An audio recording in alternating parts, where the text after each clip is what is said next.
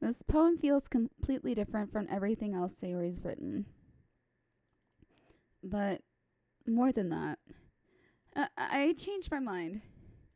I'm gonna go get Sayori, so... Oh, well, alright. Try not to take too long, okay? I quickly leave the classroom. Don't strain yourself. Monica calls that out after me. Oh, baby. I quicken my pace.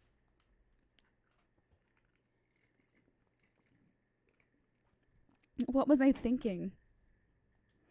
I should have tried a little bit harder for Sayori. It's not a big deal to at least wait for her or to help wake her up. Even the simplest gesture of even the simple gesture of walking her to school makes her really happy. Besides, I told her yesterday that things will be the same as they always have been. That's all she needs, and that's what I want to give her. I reach Sayori's house and knock on the door. I don't expect an answer, but since she's not picking up her phone either. Like yesterday, I open the door and let myself in. Okay, so, okay, I got my finger on the button. Okay, Sayori? She really is a heavy sleeper. I swallow. I can't believe I ended up doing this after all. Waking her up in her own house. That really is something that a boyfriend would do, isn't it? In any case, it just feels right. Outside Sayori's room, I knock on her door. Okay, I'm good. Sayori? Wake up, dummy. There's no response. I really didn't want to have to enter her room like this. Isn't it kind of a breach of privacy? But she really leaves me no choice. I gently open the door. Oh, jeez. Oh, I was way too slow. Oh, I should have clicked earlier. This is terrible. It does look a little different in the Switch version than it does in the computer version. Well, just the script is a little different, I think. Okay. What is this? What the hell? What the hell? Is this a nightmare? It has to be. This isn't real. There's no way this can be real. Sayori wouldn't do this. Everything was normal until a few days ago. That's why I can't believe what my eyes are showing me. Okay, so... Okay. I suppressed the urge to vomit. Just yesterday, I told Sayori I would be there for her. Like, I got scared again and, like, delayed the click, and then my hand moved on the mouse, and it was just downhill from there. I told Sayori I would be there for her. I told her I know it's best and that everything will be okay. Then why? Hey, GT. Wait, I had to do my first censoring with the bedroom scene in this game. And why? Why would she do this? How could I be so helpless? What did I do wrong? Confessing to her. I shouldn't have confessed to her. That's not what Sayori needed at all. I made it up my webcam full screen so I could, because I don't know the censor policy in Twitch off the top of my head. but it's the same moment, more or less. She even told me how painful it is for others to care about her. Although I'm not going, I don't know what I'm gonna do now with Yuri later. Well, I kind of dug myself in a hole. Oh well. I think it's more explicit seeing someone hanging themselves as just someone lying on the floor dead. I don't know. We'll see. Because that's too much to skip, you know. Then why did I confess to her and make her feel worse? Yeah, I'm doing all right. Just I'm glad I can get back to this game again. It's so weird. Why was I so selfish? This is my fault. My swarming thoughts keep telling me everything I could have done to prevent this. If I just spent more time with her, walked her to school, and remained friends with her like it always has been, then I could have prevented this. I know I could have prevented this. No, you can't. I've tried. I played this game so many times because of this line. The I know I could have prevented this. You can't. No. Like, and that the metaphor kind of works as well with dealing with friends who are suicidal, or if you yourself are suicidal. It's like saying like, oh, feel better, just put on a happy face, fake it till you make it. This, that's you can't. It's the person. And in this case, it's not the person, but we'll find that out later. Screw the literature club. Screw the festival. I just lost my best friend. Someone I grew up with. She's gone forever now. Nothing I do can bring her back. This isn't some game where I can reset and try. Yeah, if you go to the... oh, wait. I think if you load... I don't think it'll let you. I had only one chance and I wasn't careful enough. And now I'll carry this guilt with me until I die. Nothing in my life is worth more than hers. But I still couldn't do what she needed from me. And now, I can never take it back. Never. Never. Never. Never. Never. Oh, yeah. Man, you have the worst luck with cars. Worse than me. Like, since I got my new car last year, over a year ago now. My car has been fine.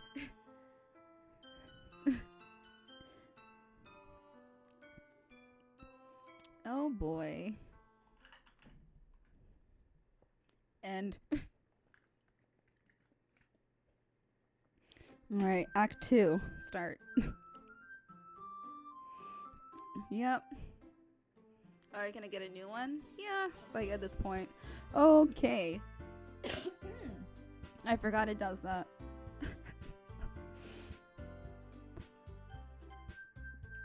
Let's see, can we...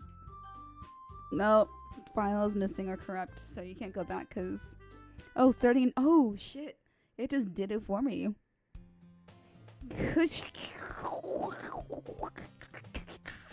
I don't know. I see an annoying girl running toward me from the distance, waving her arms in the air like she's totally oblivious to any attention she might draw to herself. That girl is my neighbor and good friend since we were children. I know, the kind of friend you'd never see yourself making today, but it just kind of works out because you've known each other for so long. We used to walk to school together on days like this, but starting around high school, she would oversleep more and more frequently, and I would get tired of waiting up. Excuse me. But if she's going to chase after me like this, I almost feel better off running away. Excuse me. However, I just sigh and idle in front of the crosswalk and let catch up to me. Oh, uh-oh, uh-oh, uh-oh. Egg. I saw egg at the bottom. It's an ordinary school day like any other. Starting over. Mornings are usually the worst, being surrounded by couples and friend groups walking to school together. Meanwhile, I've always walked to school alone. Oh. I always tell myself it's about time I meet some girls or something like that. But I have no motivation to join any clubs. I'm perfectly content just getting by on the average while spending my free time on games and anime. Yeah. There's always the anime club, but it's not like there would be any girls in it anyway. Yeah, no, I wouldn't be caught dead in a high school anime club. As a high schooler, no. Dear God, no. I like to have my sense of space maintained, not be stalked by other teenage boys.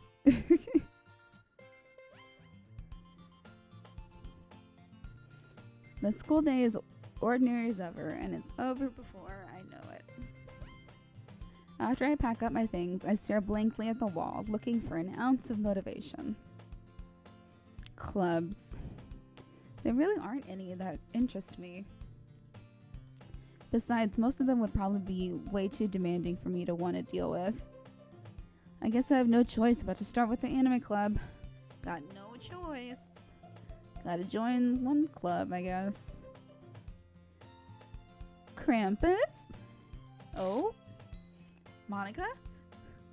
So, my Monica voice is my customer service voice. So, I need to just remind myself to keep the voices straight. Monica? Oh my goodness. I totally didn't expect to see you here. Or well, not really customer service, more like sorority girl. Customer service sorority girl combo. Yeah, there we go. That'll work. It's been a while, right? Yeah, it has. Monica smiles sweetly. Yep. We do know each other. Well, we rarely talked, but we were in the same class last year. Monica was probably the most popular girl in class.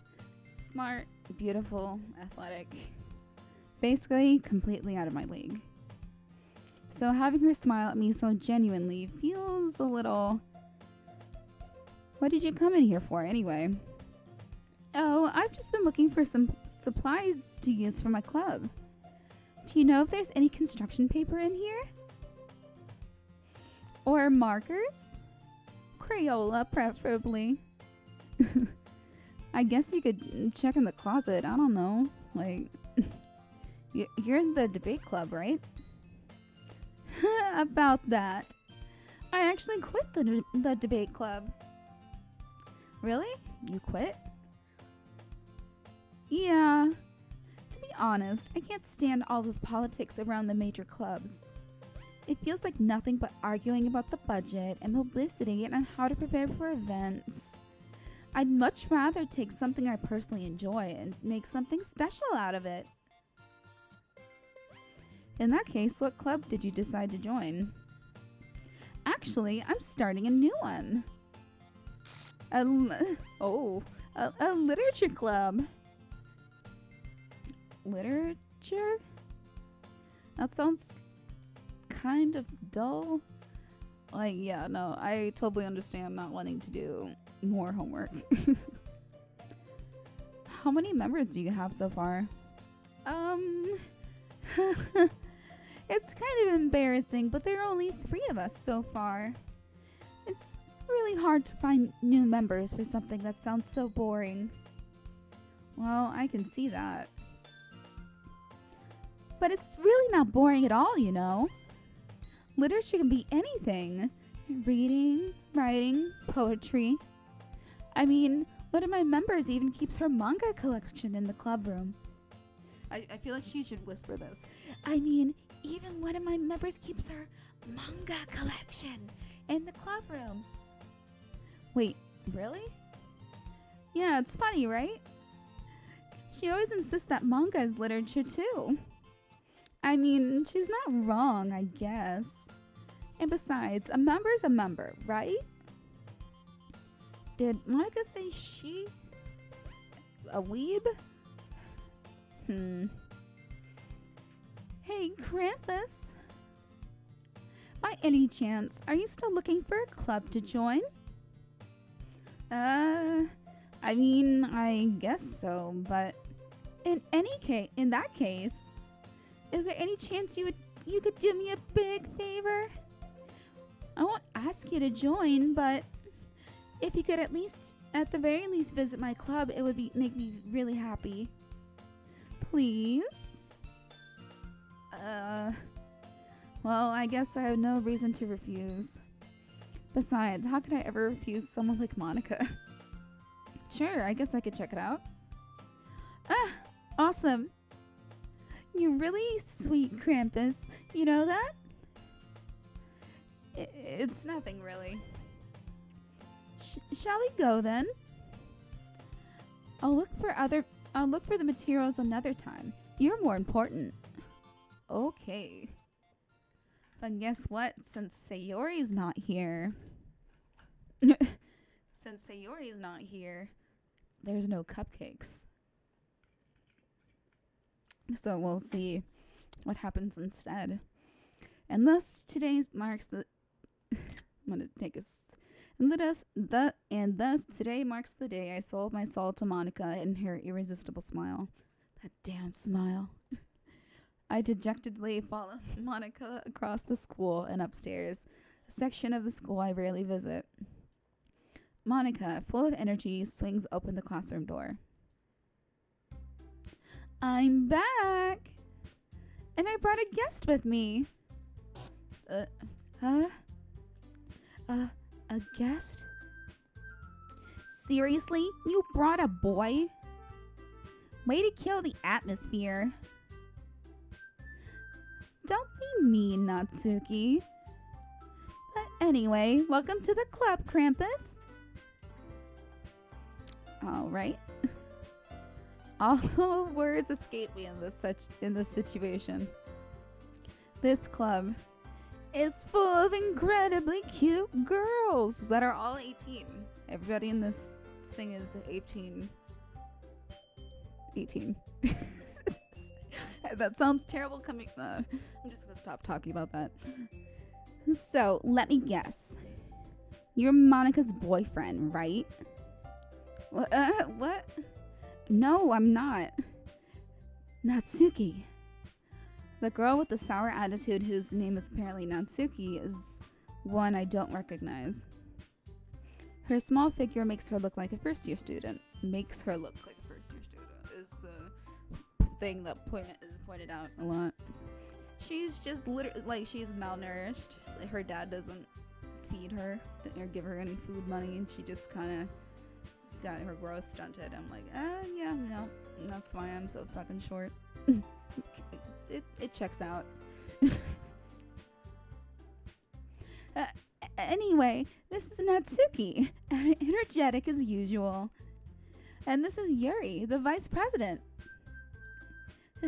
It's nice to meet you. Yuri, who appears comparably more mature and timid, seems to have a hard time keeping up with someone like Natsuki. Yeah, it's nice to meet both of you. So, I ran into Krampus in a classroom and he decided to come check out the club. Isn't that great? Wait, Monica, didn't I tell you to let me know in advance before you brought anyone new? I was going to, well, you know. Sorry. I didn't forget that. I just happened to run into him. In that case, I should at least make some tea, right? Yeah, that would be great. Why don't you come sit down, Krampus? Okay. The girls have a few desks arranged to form a table. Like, whenever I play this game, I always want to watch K-On!, which is completely different, by the way. But they have the same, like, cute girl vibe that I wish I could have had as a cute girl child.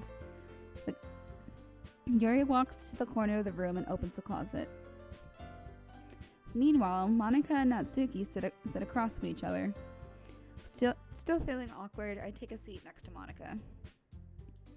So, I know you really didn't plan on coming here, but we'll make sure you feel right at home, okay? As president of the Literature Club, it's my duty to make the club fun and exciting for everyone. I'm surprised there aren't more people in the club yet. It must be hard to start a new club. You could put it that way. Not many people are very interested in putting out all the effort to start something brand new.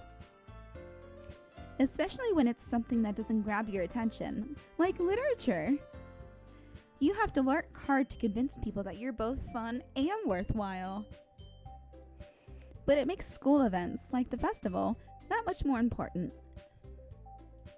I'm confident that we can all really grow this club before we graduate. Right, Natsuki? Well, I guess. Natsuki reluctantly agrees. Such different girls, all interested in the same goal. Monica must have worked really hard just to find these two. Yuri returns to the table, carrying a tea set. She places a teacup in front of each of us before setting down the teapot in the middle. You keep a whole tea set in this classroom? Don't worry. That is not Monica. Don't worry, the teachers gave us permission. After all, doesn't a hot cup of tea help you enjoy a good book? I guess. Don't let yourself get intimidated. Yuri's just trying to impress you. That's not... Insulted, Yuri looks away. I meant that, you know. I believe you. Well, tea and reading might not be a pastime for me, but I at least enjoy tea. I'm glad. Yuri faintly smiles to herself in relief. So, Krampus, what kind of things do you like to read?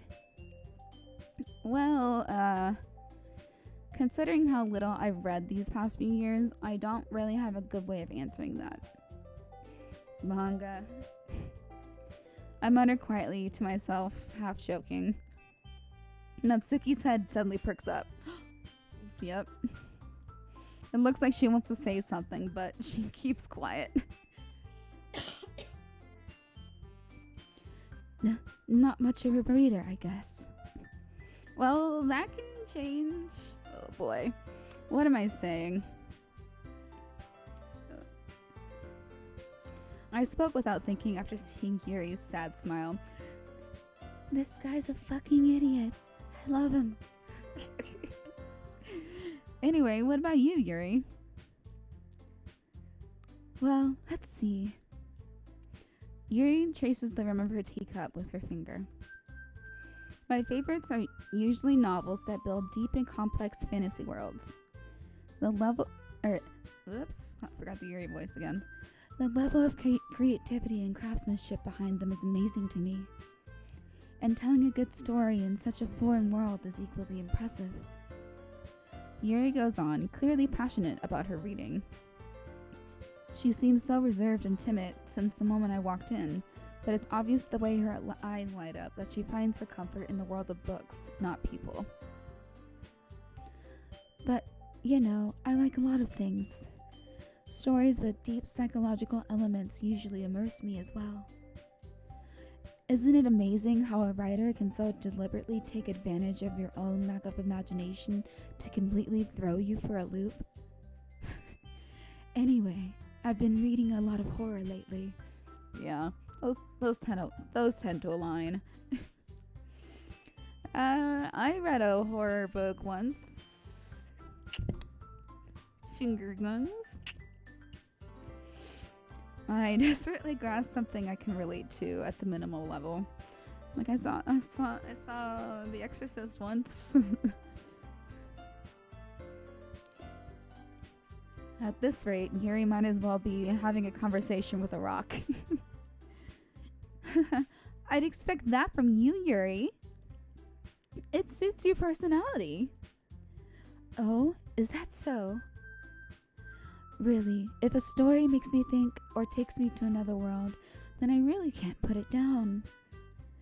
Surreal horror is often very successful at changing the way you look at the world, if only for a brief moment. Dude, Junji Ito, whenever I read any of his manga or his comics, I just feel itchy. Like, just seeing his drawing style makes me itchy now. I hate horror. Oh, why is that? Well, Natsuki's eyes dart over to me for a split second. Never mind. That's right. You usually like to write about cute things, don't you, Natsuki? What? What gives you that idea? You left a scrap paper behind last club meeting. It looked like you were working on a poem called... Don't say it out loud. And give that back. Fine. Natsuki, you write your own poems? Well, I guess sometimes. Why do you care? I think that's impressive. Why don't you share them sometime? No!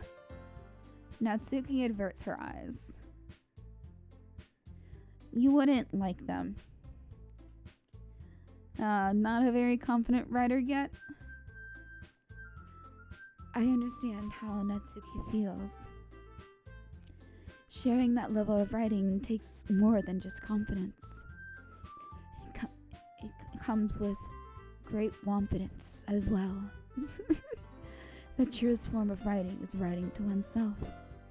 You must be willing to open up to your readers, exposing your vulnerabilities, and showing even the deepest reaches of your heart. Do you have writing experience too, Yuri? Maybe if you share some of your work, you can set an example and help Natsuki feel comfortable enough to share hers. Ugh. And I guess it's the same for Yuri. We all sit in silence for a moment. Hey, I just got an idea. How about this? What? Nat and Yuri. Natsuki and Yuri look quizzically at Monika. Let's all go home and write a poem of our own. Then next time we meet, we'll all share them with each other. That way, everyone is even. Even Steven. I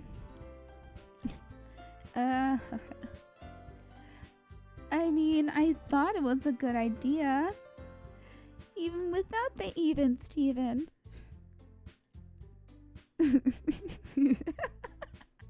Sorry. Well, I think you're right, Monika.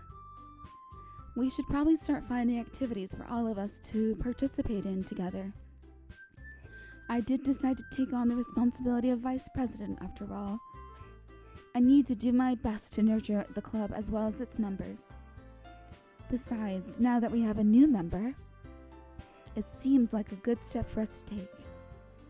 Do you agree as well, Krampus? Hold on, there's still one problem. What's that? Now that we've reached the most important topic, I bluntly come forth with what's been on my mind the entire time. I never said I would join this club. Monika may have convinced me to stop by, but I never made any decision. I still have other clubs to look at, and, I lose my train of thought. Sad girl faces are in front of me, and I can't do anything about it. All three girls stare back at me with dejected eyes. But I'm sorry, I thought... Huh? The girls exchange glances before Monika turns back to me. I guess I need to tell you the truth, Krampus. The thing is, we don't have enough members yet to form an official club. Oh, without Sayori. They're not even a club. We need 4. And I've been trying really, really hard to find new members. And if we don't find one before the festival, I'm defenseless against these girls. How am I supposed to make a clear-headed decision when it's like this? I would feel terrible for letting everyone down in this situation. And besides, the club itself is pretty relaxed. So if writing poems is the price I need to pay in order to spend every day with these beautiful girls. Right. Okay, I've decided then. I'll join the literature club. One by one, the girls' eyes light up. Oh my goodness, really? Do you really mean that, Krampus? Yeah. It could be fun, right? No one will die, right? You really did scare me for a moment. I mean, if you really just left after all this, I would be super pissed. Krampus, I'm so happy. We can become an official club now. Thank you so much for this. You're really amazing. I'll do everything I can to give you a great time, okay? I'll even... No.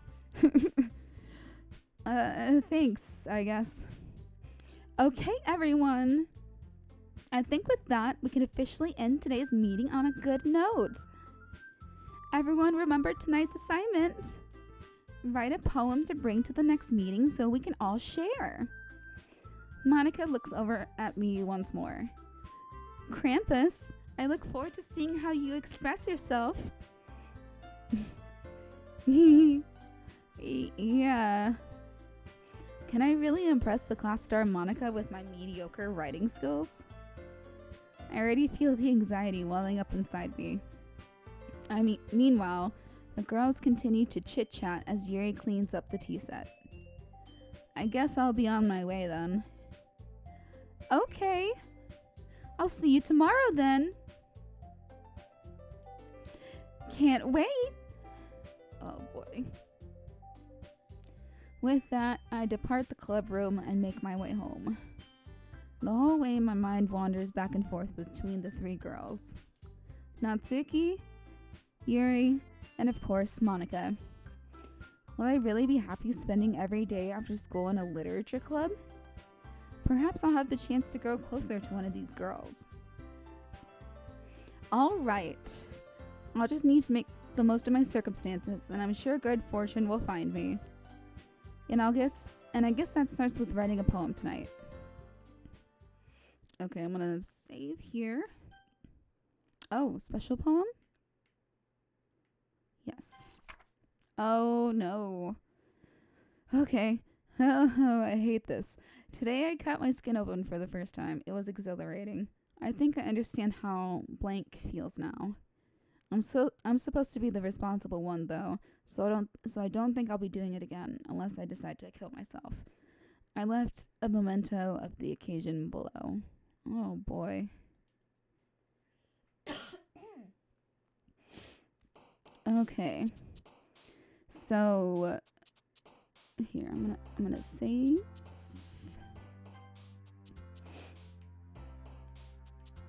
There.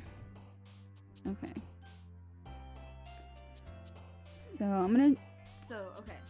So you get 2 different endings if you go for Natsuki. Or 2 different, I guess, like, there's a secret thing. It's not really a secret. Just, I'm gonna pick all the Natsuki words, and we're gonna go for her. But then the story will take over, and it'll be funny. So pink, cheer, shiny. See, with the 2 of them, it's a lot easier. Milk, fun, lollipop, kitty. Oh, I should have done Doki Doki. I saw it. Candy, chocolate,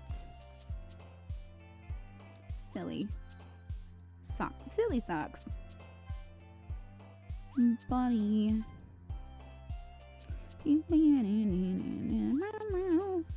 fickle or hair, pout, or no, boop, Sing. Sweet. Hop. Playground. Yeah, man, kawaii.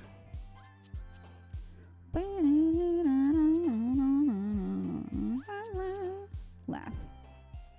Alright.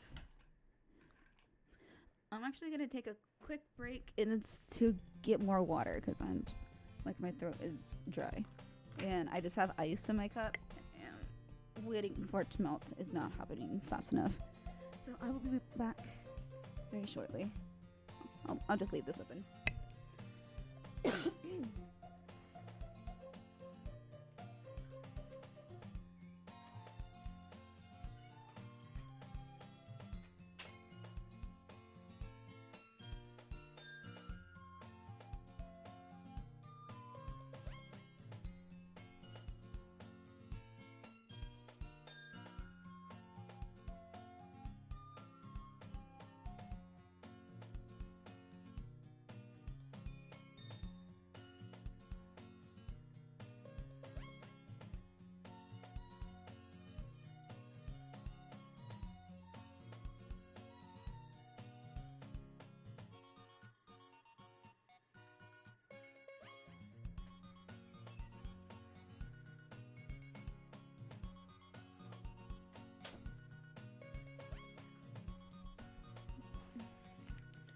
Okay, I'm back.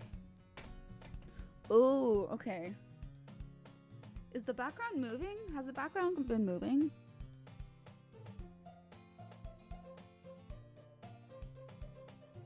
Oh, it's moving.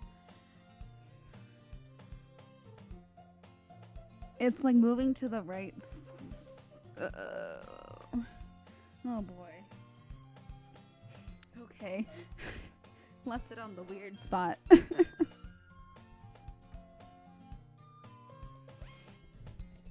Okay. Hi again, Krampus. Glad to see you didn't run away on us. Ha ha ha. Okay. Nah, don't worry. This might be a little strange for me, but I at least keep my word. That's your undoing.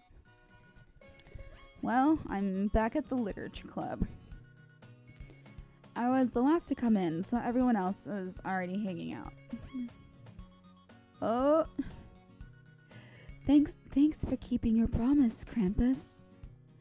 I hope this isn't too overwhelming of a commitment for you.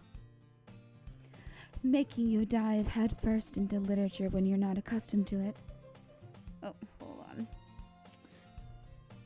I need to check my blood sugar real quick.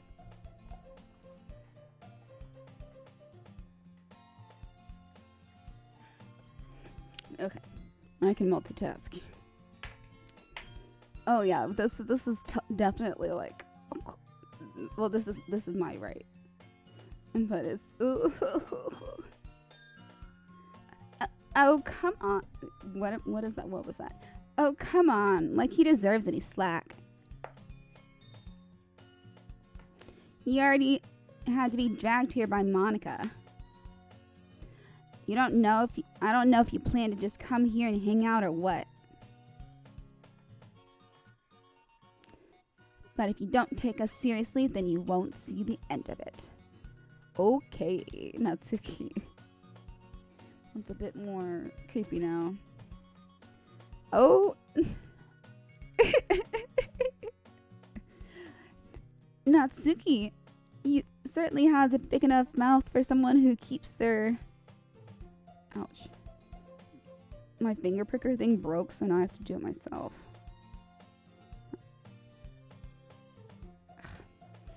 For someone who keeps their manga in the classroom. Ouch.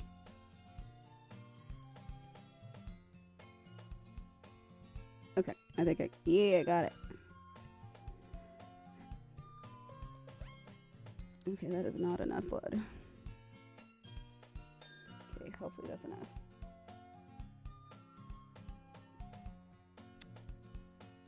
Hold on.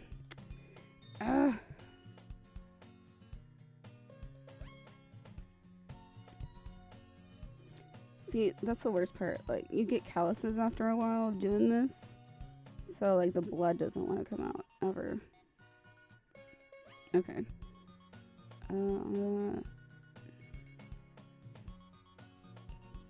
Okay. Someone keeps... Oh my god, this is getting more and more warped as I'm, like, busy with something else. Oh my god, they're so big.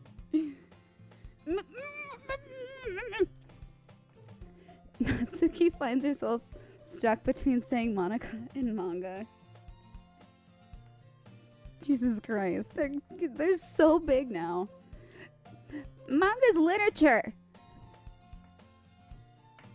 Swiftly defeated, Natsuki pops back into her seat. I'm sorry, Krampus. We'll make sure to put your comfort first, okay? Jesus Christ. Hold on. Ugh. I'm very uncomfortable right now. Good lord.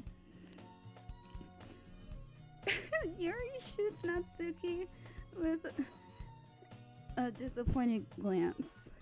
Oh, shoots her with one or shoots her a? I think she's like shooting her. Anyway. Exactly, Yuri. Exactly. Anyway. Now that you're in the club and all, perhaps you might have interest in picking up a book to read? Okay, the stuff is getting back to normal, I think. Well, I can't really say no either way.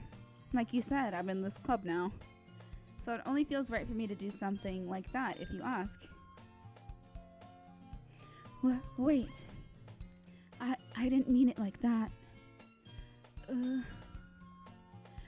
If you don't really want to, then forget I said anything, I guess. No, it's not that, Yuri. I want to try to be part of this club. So even if I don't read often, I'd be happy to pick up a book if you wanted me to. Are you sure? I just felt like, well, as vice president and all, that I should help you get started on something you might like. Yuri reaches into her bag and pulls out a book. I didn't want you to feel left out, so I picked out a book that I thought you might enjoy. It's a short read, so it should keep your attention even if you don't usually read. And we could, discuss it if you wanted. Oh, private book club. This is... How is this girl accidentally being so cute? She even picked out a book she thinks I'll like, despite me not reading much. Yuri, thank you. I'll definitely read this. I enthusiastically take the book. Phew. Well, you can read it at your own pace. I look forward to hearing what you think. Now that everyone is settled in, I expect Monica to kick off some scheduled activities for the club. But that doesn't seem to be the case. Yuri's face is already buried in a book. I can't help but notice her intense expression like she was waiting for this chance. Meanwhile, Natsuki is rummaging around in the closet.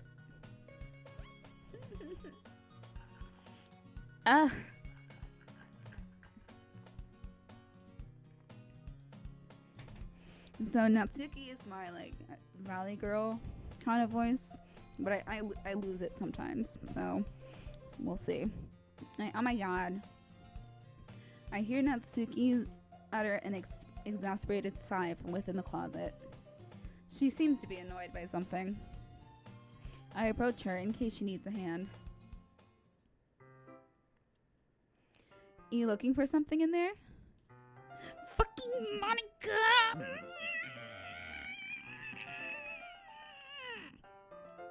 She never puts my stuff back in the right spot. What's the point in keeping your collection organized if someone else is just gonna mess it up? Natsuki slides a bunch of stacked books and boxes across the shelf. Manga? You read manga, right? Sometimes. Manga is one of those things where you can't admit. Yeah, screenshot for sure. Manga is one of those things where you can't admit you're really into it until you figure out where the other person stands. How did you know, anyway? You fucking told me. I heard you bring it up at some point. Besides, it's kind of written on your face. What's that supposed to mean? I see. There's a lone volume of manga amidst a stack of various books on the side of one of the shelves. Curious, I pull it out of the stack. There it is! Natsuki snatches it out of my hand. She turns to a box of manga and slips the volume right into the middle of the rest. Much better. With my little toothy. Uh-oh. Uh-oh. Oh, God. The Doki Doki's in my house. No, it's just my... It's just my webcam is not good. It's kind of old. Uh-oh. Uh-oh. Oh, no, Monica. Monica, stop. No. Okay, hold on.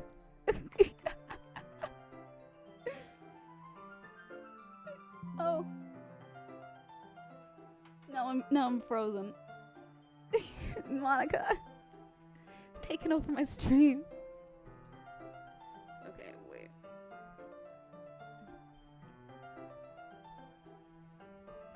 The Doki Doki is within the house. Okay. Much better. Seeing a box set with one book missing is probably the most irritating sight in the world. I know that feel. That feel when no GF. I get a closer look at the box set she's admiring. Parfait Girls?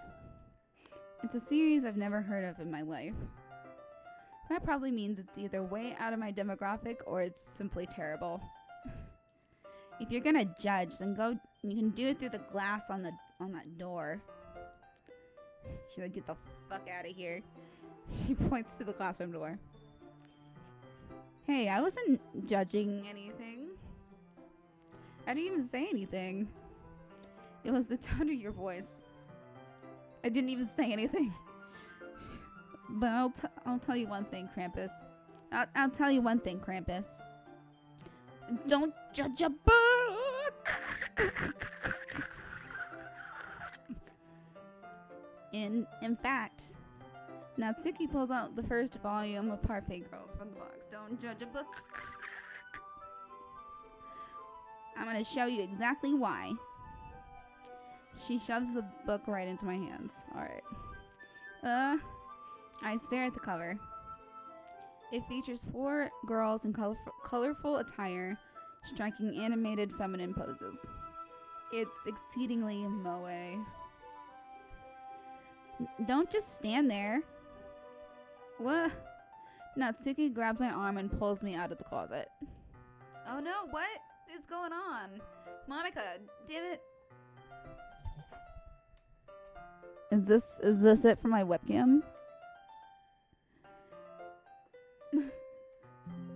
Oh my god, it's me making a weird face again. I don't know what the dealio.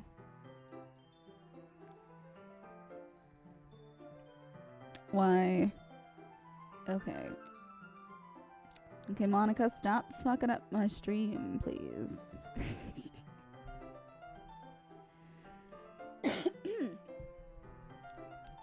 Okay. She then takes a seat against the wall beneath the windowsills. She pats on the ground next to her, signaling me to sit there. Wouldn't chairs be more comfortable? I take my seat. Chairs wouldn't work. We can't read at the same time like that. Why's that? I guess it's easier to be close together like this. She's like, what the fuck did you just say? Don't just say that. You'll make me feel weird about it. Natsuki crosses her arms and scooches an inch away from me. Sorry. I didn't exactly expect to be sitting this close to her either. Not that I can say that it's a particularly bad thing. I open the book. It's only a few seconds before Natsuki once again inches closer, reclaiming the additional space while she hopes I won't notice. I can hear her. I can feel her peering over my shoulder, much more eager to begin reading than I am. Wow, how long has it been since I read the beginning? You don't go back and flip through the older volumes every now and then? Not really. Maybe sometimes after I've already finished the series. Hey, are you paying attention? Yeah, but nothing's really happened yet, so I can talk at the same time. It looks like it's about a bunch of friends in high school. Typical slice of life affair. I kind of grew out of these since it's rare for the writing to be entertaining enough to make up for the lack of plot.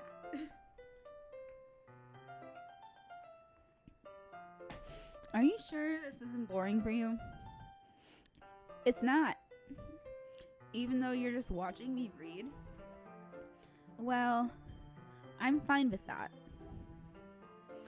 If you say so. I guess it's fun sharing something you like with someone else. I always get excited when I convince any of my friends to pick up a series I enjoy. You know what I mean? You don't? That's not... Well, I wouldn't really know. What do you mean? I don't have fucking friends. Don't you share your manga with your friends? Could you not rub it in? Jeez. Sorry. Like I could ever get my friends to read this. They just think manga's for kids. I can't even bring it up without them being all like, you still haven't grown out of that yet? Makes me want to punch him in the face. I know those kinds of people. Honestly, it takes a lot of effort to find friends who don't judge, much less friends who are also into it. I'm already kind of a loser, so I guess I gravitated toward the other losers over time. But it's probably harder for someone like you. Yeah, that's pretty accurate. Wait, which part? Both. Like, which part? Yes. I mean, I feel like I can't even keep it in my own room. My dad would beat the shit out of me if he found this. Okay. At least it's safe in here in the club room. Except Monica's kind of a jerk about it. I just can't win, can I? Well, it paid off in the end, didn't it? I mean, here I am, reading it. Well, it's not like that solves any of my problems. Maybe. But at least you're enjoying yourself, right?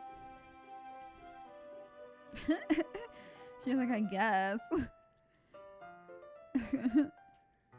So?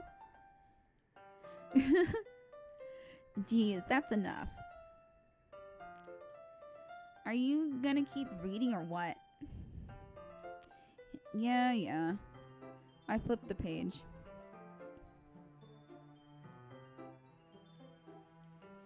Oh, time passes. Natsuki is strangely quiet now. I glance over at her. It looks like she's started to fall asleep. Oh. Hey, Natsuki. Yeah? Suddenly, Natsuki collapses straight into me. Okay. Hey! Oh, okay. Don't know what that says, but... Or what that says either. Oh, jeez. Natsuki, are you okay? No. Here. Monica reaches into her bag and pulls out some kind of protein bar. She throws it in Natsuki's direction. Natsuki's eyes suddenly light up again. She snatches the bar from the floor and immediately tears off the wrapper. I told you not to... She doesn't even finish her sentence before stuffing it into her mouth. Oh boy. Girl almost died in front of us. Don't worry, Krampus. It's dead quiet now. Christ. She's fine. It just happens every now and then. That's why I always keep a snack in my bag for her. Anyway, why don't we all share poems now? Oh. Well, let's read, I guess, Natsuki first. I told Natsuki I was interested in her poems yesterday. It's probably only fair I shared mine with her first. It's only fair.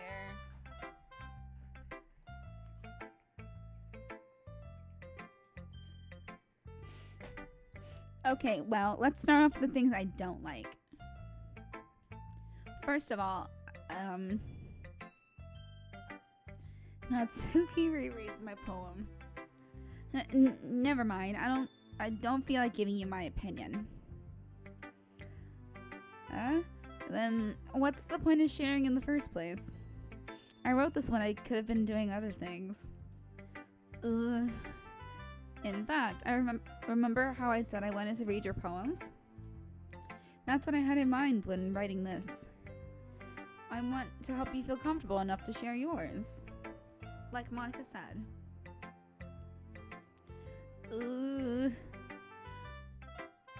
Well, I would be more comfortable sharing my poem if yours is really bad. You were supposed to show me some dumb poem and make me go, huh, well, that's not that great, but let me show what real literature looks like. And you went and ruined it. I hope you're happy. So in other words, you're saying you liked it? Irk. Natsuki's retort gets caught in her throat. Ooh, you're so... You don't understand anything, do you? I already told you that. You don't have to go announcing it to the world like you're all self-important. I'm pretty sure I never actually said that. I say that mostly to myself. Natsuki must really hate me or something. I can't figure out if it's a win or a loss that she liked my poem. In any case, you need to show me yours, right? Fine, I guess. Only because Monica will make me if I don't. And so, I love this one. Eagles can fly. Monkeys can climb. Crickets can leap. Horses can race. Owls can seek. Cheetahs can run. Eagles can fly. People can try, but that's about it. Yeah. I told you that you weren't gonna like it. I like it. What? Just be honest. I am. Why are you so convinced that I wouldn't like it?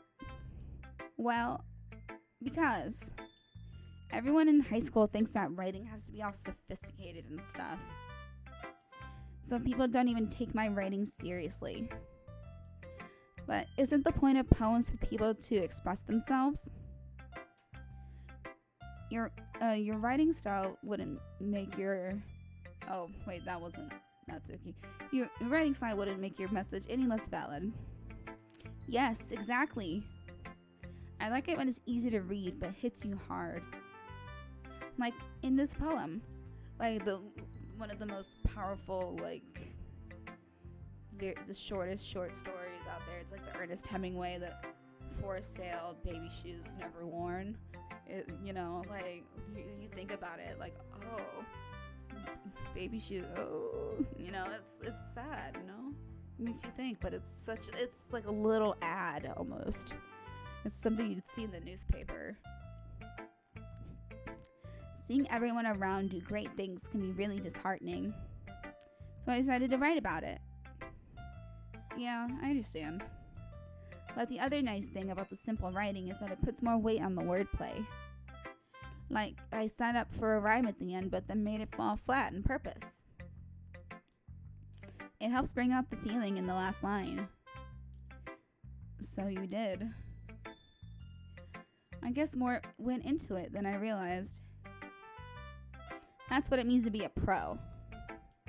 I'm glad you learned something. Didn't expect that from the youngest one here, did you? Yeah, I guess not. I decided to humor her with that last comment. I don't really care how old everyone is, but if Natsuki is feeling proud, then I won't take that away from her. Alright, next is Yuri.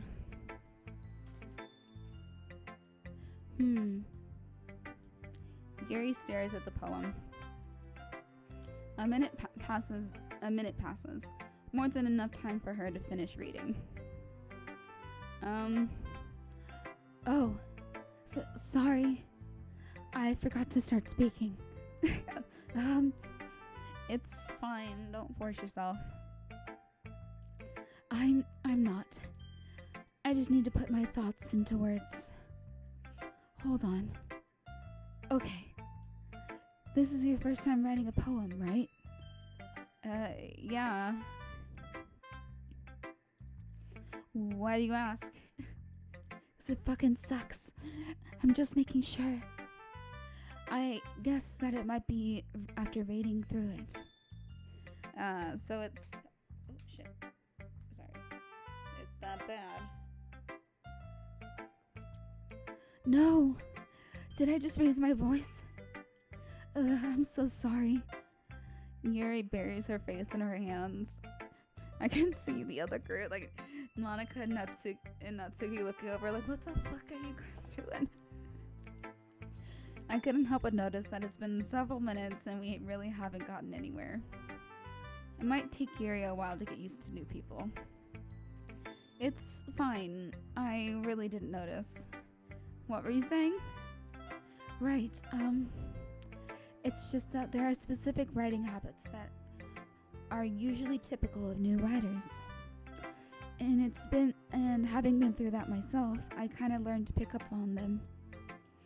I think the most noticeable thing I recognize in new writers is that they try to make their style very deliberate. In other words, they tend to pick a writing style separate from the topic matter, and they form fit the two together. The end result is that both the style and expressiveness are weakened. Once Yuri finds her train of thought, it's as if her demeanor totally changes. Her stammering is completely gone, and she sounds like an expert. Of course, that's not something you can be blamed for. There are so many different skills and techniques that go into writing even a simple poem. Not just finding them and building them, but getting them to work together is probably the most challenging part. It might take you some time, but it all comes with practice and learning by example and trying new things. I also hope that everyone else in the club gives you valuable feedback. Natsuki can be a little bit biased, though. Biased? How? Well... Never mind. I shouldn't be talking about people like that. Sorry. It's fine. I'm not sure if Yuri is apologizing to herself, to me, or to Natsuki. Do you mind if I read your poem now? Please do. I'd love to share my thought process behind it. Yuri smiles... Yuri smiles dreamily, as if that is a rare opportunity for her. Which itself is kind of funny.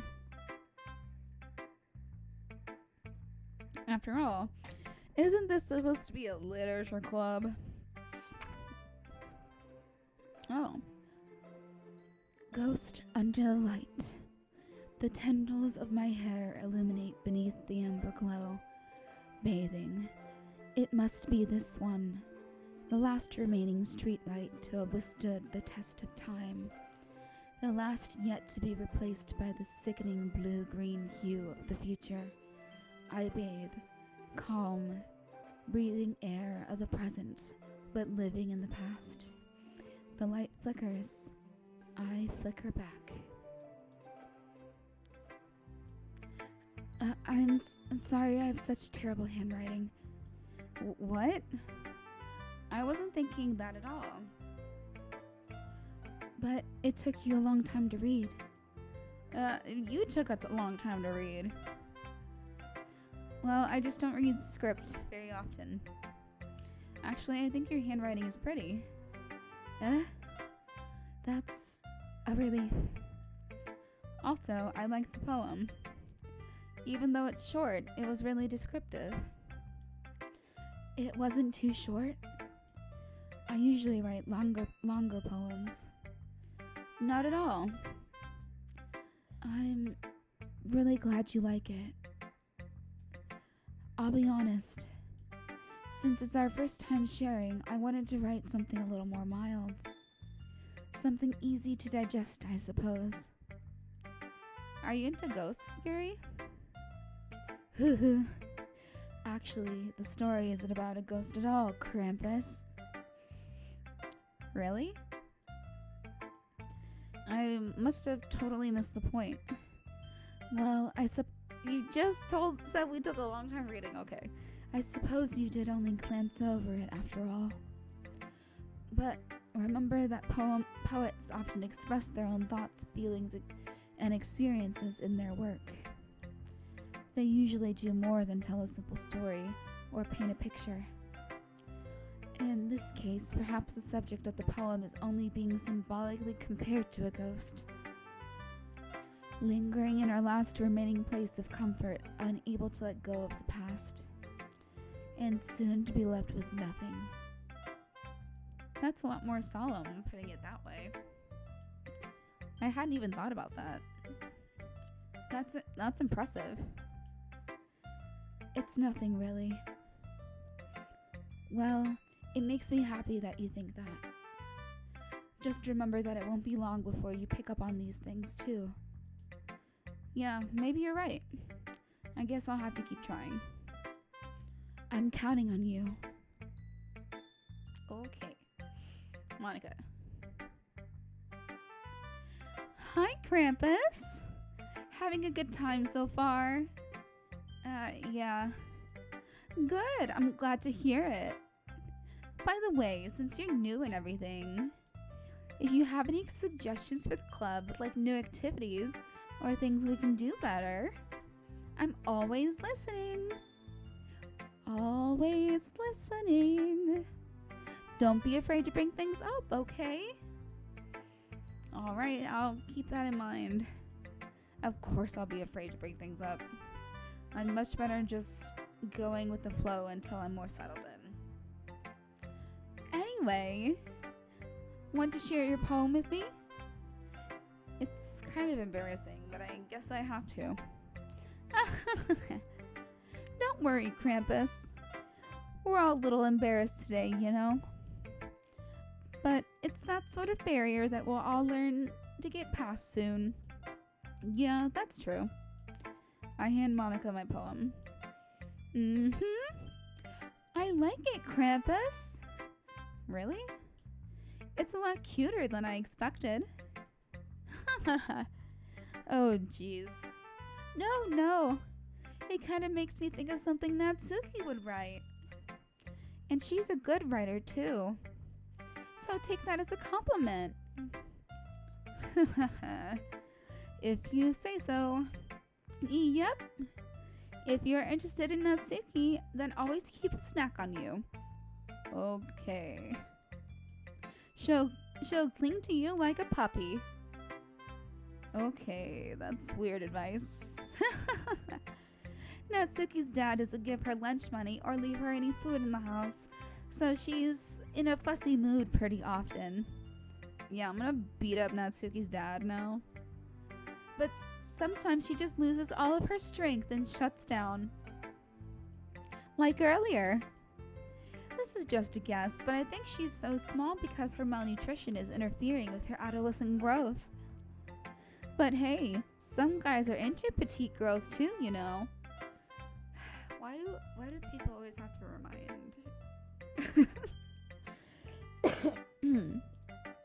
Sorry, just trying to look at the bright side. Anyway, do you want to read my poem now? Don't worry, I'm not very good.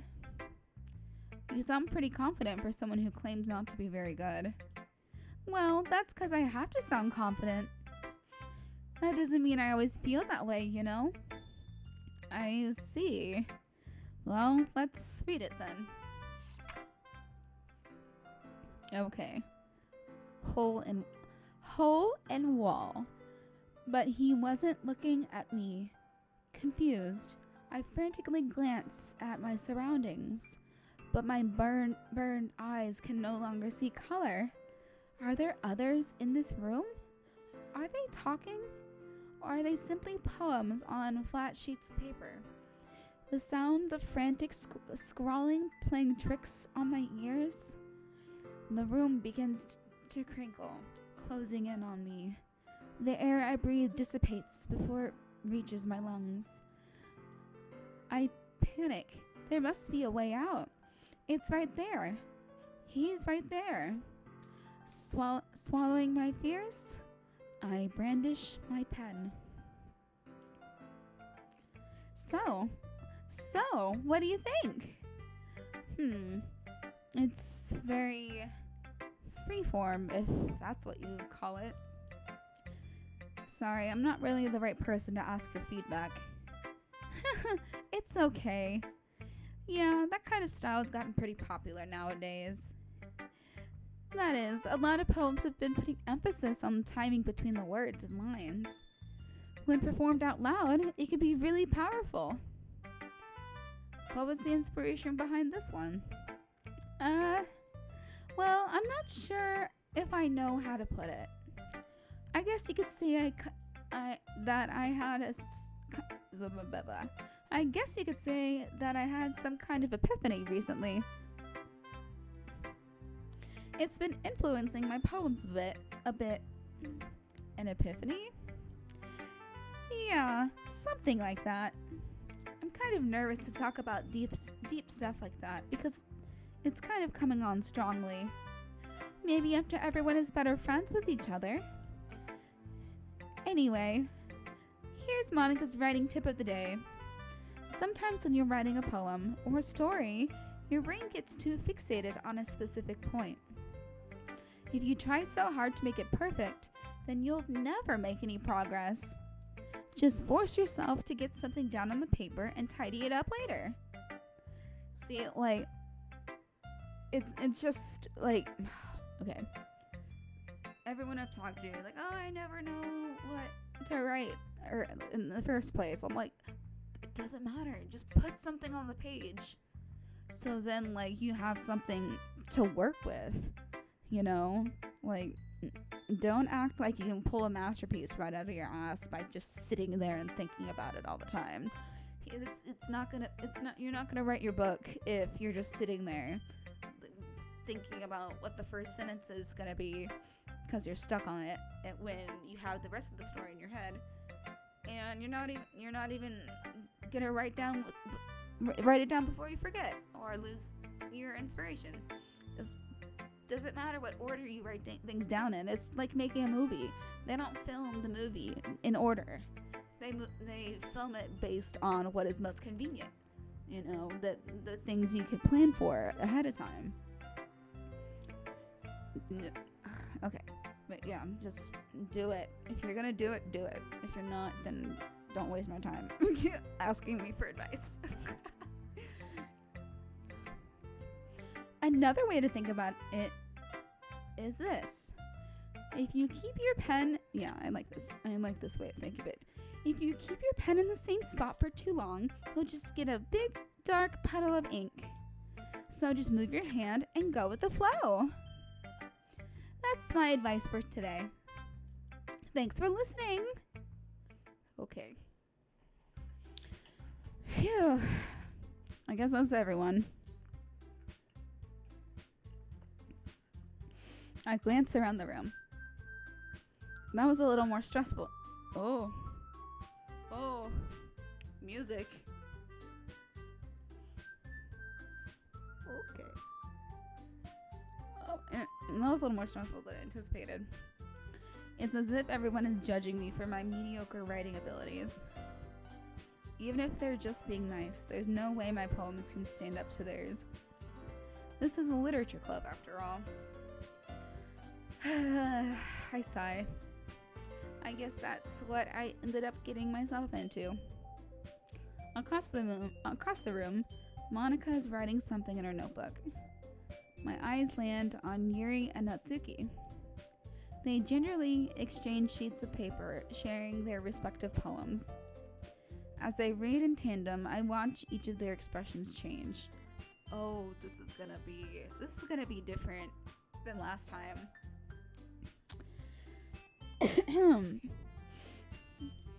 Natsuki's eyes furrow in frustration. Meanwhile, Yuri smiles sadly. What's with this language? Huh? Did you say something? Oh, it's nothing.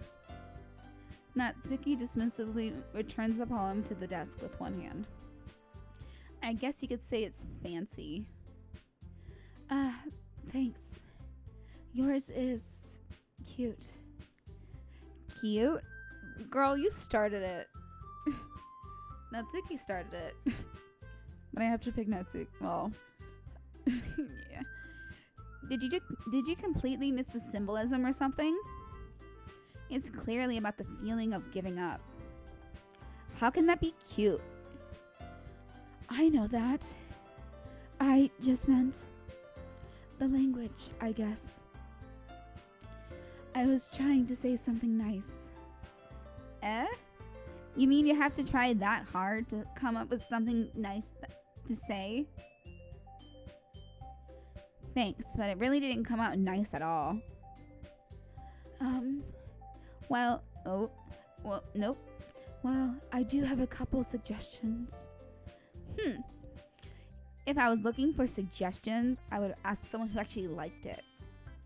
Which people did, by the way. Monica liked it. And Krampus did too. So based on that, I'll gladly give you some suggestions of my own. First of all, excuse me. I appreciate the offer, but I've spent a long time establishing my writing style. I don't expect it to change anytime soon, unless, of course, I come across something particularly inspiring, which I haven't yet. Bitch. And Krampus liked my poem too, you know. He even told me he was impressed by it. Natsuki suddenly stands up. Oh? I didn't realize you were so invested in trying to impress our new member, Yuri. That's not what I... You just... Yuri stands up as well. Maybe you're just jealous that Krampus appreciates my advice more than he appreciated yours. Huh? And how do you know he didn't appreciate my advice more? Are you that full of yourself? No. If I was that full of myself, I would deliberately go out of my way to make everything I do overly cutesy. Well, you know what? I was the one whose boobs magically grew a size bigger as soon as Krampus started showing up. Oh, Natsuki! Natsuki, that's a little... This doesn't involve you. I can't do two voices at the same time. Taking out your insecurities on others like that? You really act as young as you look, Natsuki. Me? Look who's talking, you wanna be edgy bitch. Edgy? Sorry that my lifestyle's too much for someone of your mental age to comprehend. See? I'm just saying that proves my point. Okay, guys. Natsuki. Most people learn to get over themselves after they graduate middle school, you know. If you want to prove anything, then stop harassing others with your sickening attitude. You think you can counterbalance your toxic personality by dressing and acting cute? The only thing cute about you is how hard you try. Well, be careful. You might cut yourself on that edge, Yuri. Oh, my bad. You already do, don't you? Did you just accuse me of cutting myself? What the fuck is wrong with your head? Yeah, go on. Let Krampus hear everything you really think. I'm sure he'll be head over heels for you after this. Suddenly Yuri turned towards me as if she just noticed I was standing there. Oh boy, you guys. Krampus! She's just trying to make me look bad. That's not true. She started it. Natsuki, you kinda did. Oh. Okay. Natsuki? You're Natsuki? Yuri? Natsuki? Okay.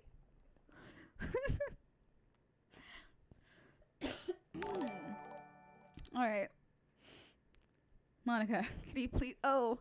Hey, thanks for the follow. Oh boy. Okay, Monica, please move. Or something. Monica. Oh, okay. That took a while to get her to move. Oh, hello. We are trying to deal with some stuff now. Hey, Krampus. Why don't we step outside for a little bit? Okay? Monica's my customer service / sorority girl voice. Sorry about that. I really shouldn't have tried to get you involved. It's probably better for us to stay out of this. We'll go back inside once they're done yelling. Some president I am, right? I can't even confront my own club members properly. I just wish I was able to be a little more assertive sometimes.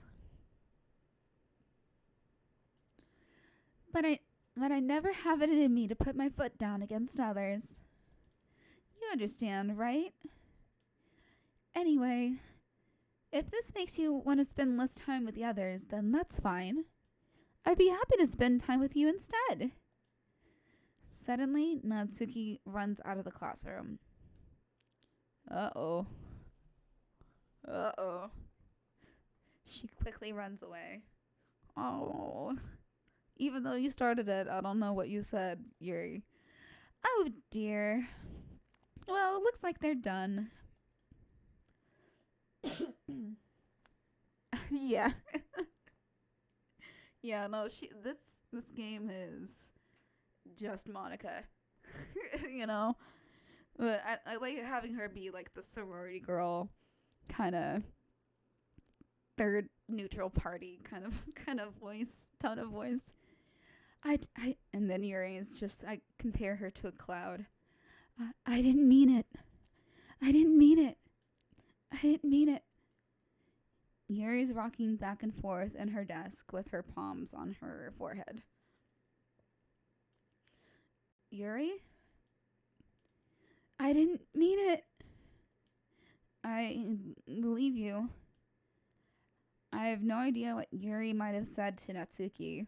I want to know what she could have said that would make Natsuki react like that. Because before they were angry. Now she is like sad. The opposite. Or did. Krampus, please don't hate me. Please. I'm not like this. There's something wrong with me today. It's fine, Yuri. We know you didn't mean it. Besides, I'm sure Natsuki will forget all about it by tomorrow. Completely. Okay.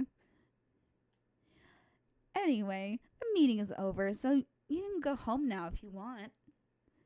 Oh, what do I think of the band Nirvana? Like, I like it. It's not something I normally listen to, but I enjoy it.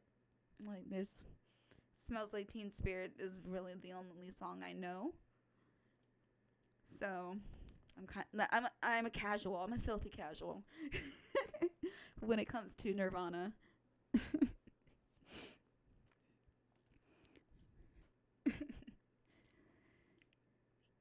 Yuri looks at me like she wants to say something, but she keeps glancing at Monica. You can go first, Monica. I'd like to stay a little bit longer. I'm the president, so I should be the last one out. I'll wait for you to be done. Well, I'm vice president, so please let me take that responsibility today. It kind of sounds like you don't want me around for something, Yuri. It's not that. It's not that. I didn't get much of a chance to discuss my book with Krampus. It would just be embarrassing with you listening. I guess I don't really have a choice, do I? I'm sorry for causing trouble. Oh. Okay, Monica's like a fucking skip. Okay. So, for an extra, and I guess you'd call it an ending because it says end after the scene happens. You go after Natsuki in the second half because the story will take over eventually. Okay. Flower and fun and kitty and happiness and mouse and sugar and milk and candy and chocolate. God. One of the only like the inside joke a friend and I had in undergrad, we'd just be like, chocolate. I remember when they first invented chocolate, and that's the only voice that we would do whenever we saw each other. I always hated it. That's the only voice I can do. Whistle, twirl, daydream. Here.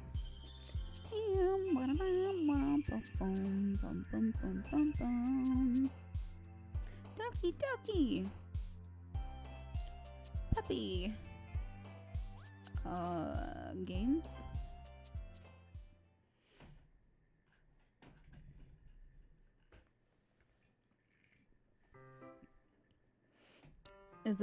Are we getting the tilty room now? Is this tilty room? No. Cause like earlier I could like feel it. I'm like this room is moving. Another day passes and it's time for the club meeting already. I've gotten a little more comfortable here over the past couple days. Entering the club room, the usual scene greets me. Welcome back, Krampus. Hi, Yuri. I'm not sure if it's me or if it's Yuri's expression, but the weight of yesterday's quarrel still hangs in the air a little. Yuri glances over her shoulder, looking around the room. Natsuki is reading manga at a desk. And surprisingly, Monica isn't here yet. Suddenly, Yuri takes my arm and pulls me to the corner of the room. About yesterday. I really need to apologize. Nothing like that has ever happened before. Ooh, excuse me. And something just came over me, I guess.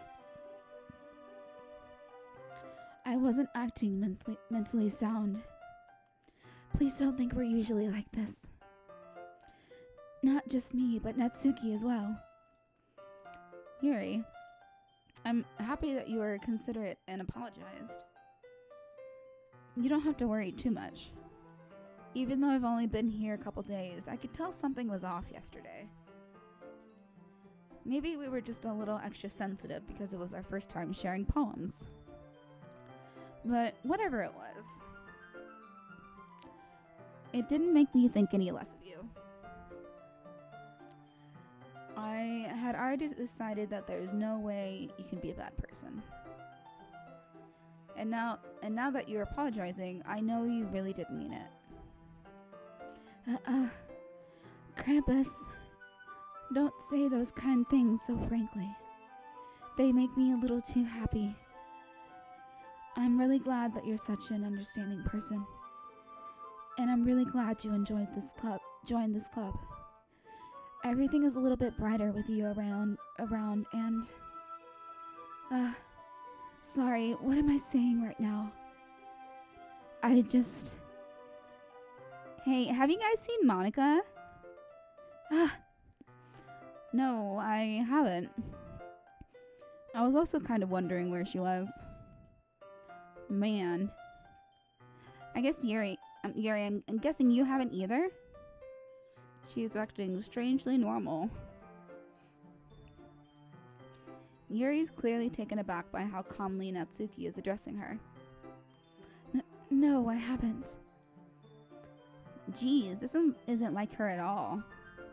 I know it's stupid, but I can't help but worry a little bit.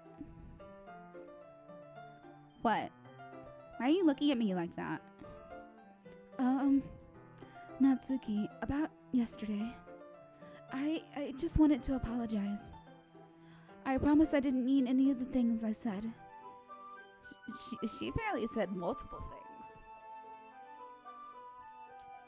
things. Not just I didn't mean what I said. I mean any of the things I said. And I'll do my best to stay under control from now on. So, Yuri, what the heck are you talking about? Did you do something yesterday? Jeez. Whatever's on your mind, I'm sure it was nothing. Wait, no, hold on. Whatever's on your mind, I'm sure it was nothing. I don't even remember anything bad happening. You're the kind of person who worries too much about the little things, aren't you?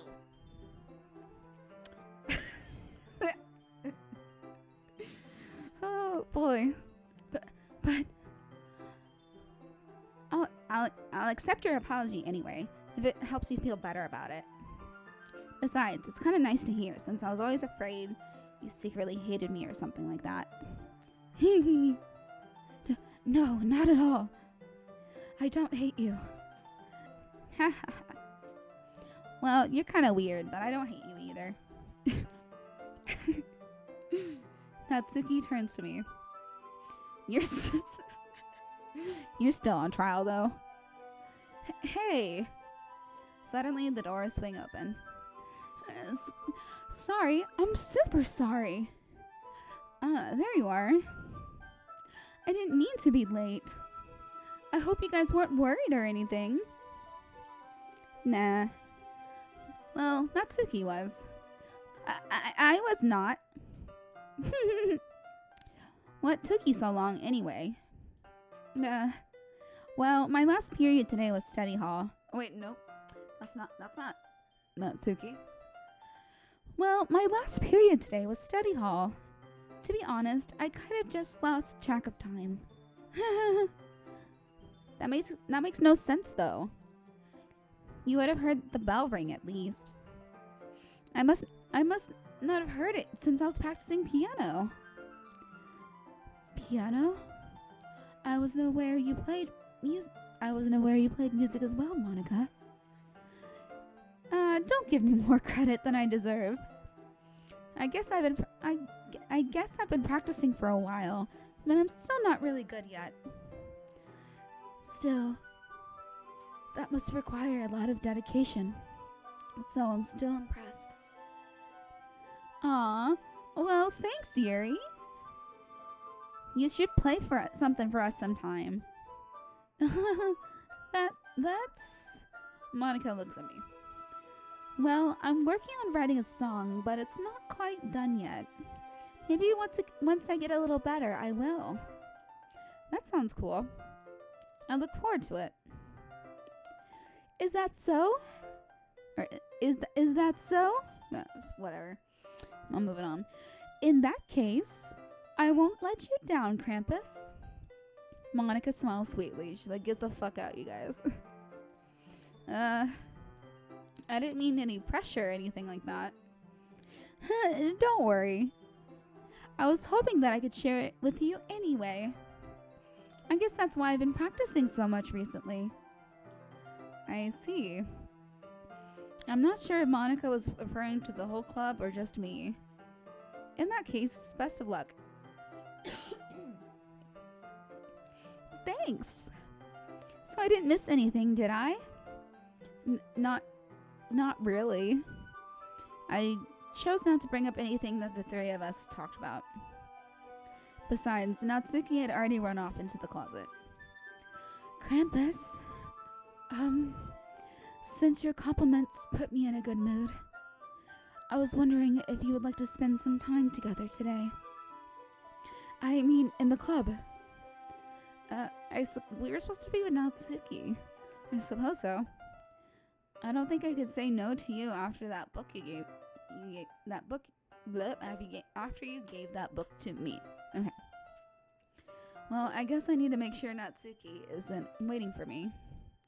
After we finished reading yesterday, she is fine. She's reading over there, see? Don't think about her so much. She's used to being ignored. Come on, we're going over there. Okay. What's the story about anyway? Well, I look at the cover of the book. The book is titled The Portrait of Markov. There's an ominous looking eye symbol on the front cover. Basically, it's about this religious camp that was turned into a human experiment prison. And the people trapped there have this trait that turns them into killing machines that lust for blood. But the facility gets even worse, and they start selectively breeding people by cutting off their limbs and affixing them to... Okay. Oh, that might be a little bit of a spoiler. But anyway, I'm really into it. That's not the book you described last time. The book, I mean. Not the thing about the limbs. That's kind of dark, isn't it? Yuri made it sound like it was going to be a nice story, so that dark turn came from nowhere. Are you not a fan of that sort of thing, Krampus? No, it's not that. I mean, I can definitely enjoy those kinds of stories, so don't worry. I hope so. Yeah, I totally forgot that Yuri's into those things. She's so shy and reclusive on the outside, but her mind seems to be completely different. It's just that this kind of story is the kind that challenges you to look at life from a strange new perspective. When horrible things happen not just because someone wants to be evil, but because the world is full of horrible people and we're all worthless anyway. Then suddenly, I'm rambling, aren't I? Not again. I'm sorry. Hey, don't apologize. Then suddenly... I haven't lost interest or anything. I'm on the edge of my seat hoping you won't murder me. Well, I guess it's alright then. But I feel like I should let you know I have this problem. When I let things like books and writing fill my thoughts, my whole body... Okay, her whole body does something. Y'all can pause it. Like, I guess if you're watching this on YouTube, you can pause it and see what she actually says. Ooh. I kind of forget to pay attention to other people. So I'm sorry if I end up saying something strange. And please stop me if I start talking too much. I really don't think you need to worry. That means you're just passionate about reading, right? At least I can do is listen. It's a literature club, after all. I just saw in the background.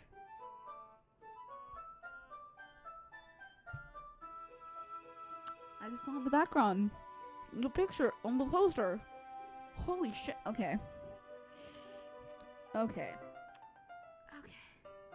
I just saw that. I don't know how long that's been there. I just saw it. That's true. In fact, I might as well get started reading it, right? Okay, yes. Let's just move. I mean, you don't have to, but what are you saying? Let me just get the book. Okay, can we switch to a new scene? I quickly retrieved the book that I'd put into my bag. Alright. It's fine if I sit here, right? I slip into the seat next to Yuri's. Yeah. Are you sure? You seem a little apprehensive. I'm sorry. It's not that I don't want you to. It's just something I'm not very used to. That is, reading in company with someone. I see. Well, just tell me if I end up distracting you or anything. Alright. I open the book and start the prologue. I soon understand what Yuri means about reading in company. It's as if I can feel her presence over my shoulder as I read. That's not a particularly bad thing. Maybe a little distracting, but the feeling is somewhat comforting. Yuri is in the corner of my eye. I realize that she's not actually looking at her own book. I glance over. It's quiet again. And the poster's still on the wall. It looks like she's reading from my book instead. Sorry? Okay, you said something. Wait.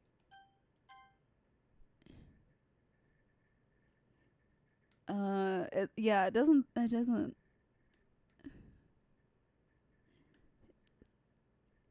Yeah, that's not. It's not there.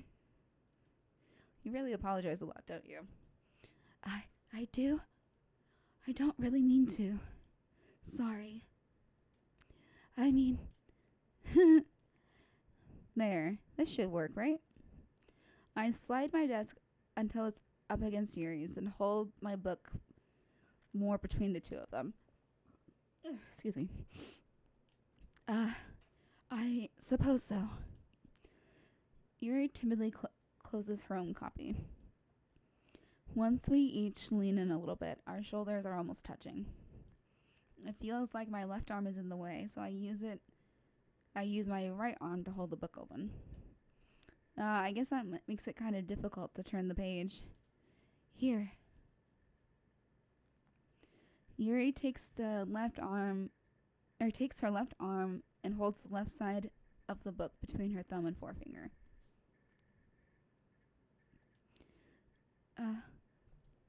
I do the same thing with my right arm on the right side of the book. Man, I haven't shared a book with someone like that since elementary school.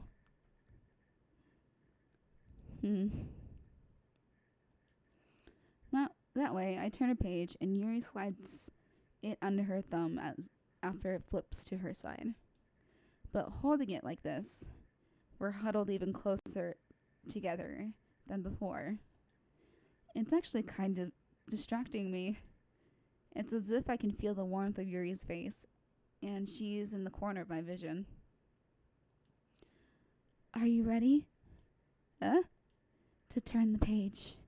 To fuck. God. Sorry. I think I got a bit distracted for a second. I glance over at Yuri's face again, and our eyes meet. I don't know how I'll be able to keep up with her. That's okay. You're not as used to reading, right? I don't mind being patient if it takes you a bit longer. It's probably the least I can do. Since you've been so patient with me. Yeah. Thanks. We continue reading. Yuri no longer asks me if I'm ready to turn the page. Instead, I just assume that she finishes the page before me, so I turn it by my own volition. We continue the first chapter in silence. Poor Natsuki. I wonder how she's feeling right now. Even so, turning each page almost feels like an intimate exchange. My thumb gently letting go of the page, letting it flutter over to her side as she catches it under her own thumb. Hey, Yuri. This might be a silly thought, but the main character kind of reminds me of you a little bit. She knows what the rest of the book is about. She knows what the rest of the book is about. No, I don't relate to this character at all. See, no, okay. I've had so many people talk to me and compare me to Yuri, and I'm like, this is the character I don't want to relate to. That's why I'm like, I like Natsuki more, to make people think I relate to her more. But no. Yuri's the one I first romanced in my first playthrough. So I have no excuses. She's the one I relate to, and I really don't want to relate to her, and I totally relate to Yuri on this moment right now. So definitely not. Really? I was just thinking the way she second guesses things she says and all that. Oh, not that part. That's what you were talking about. Sorry.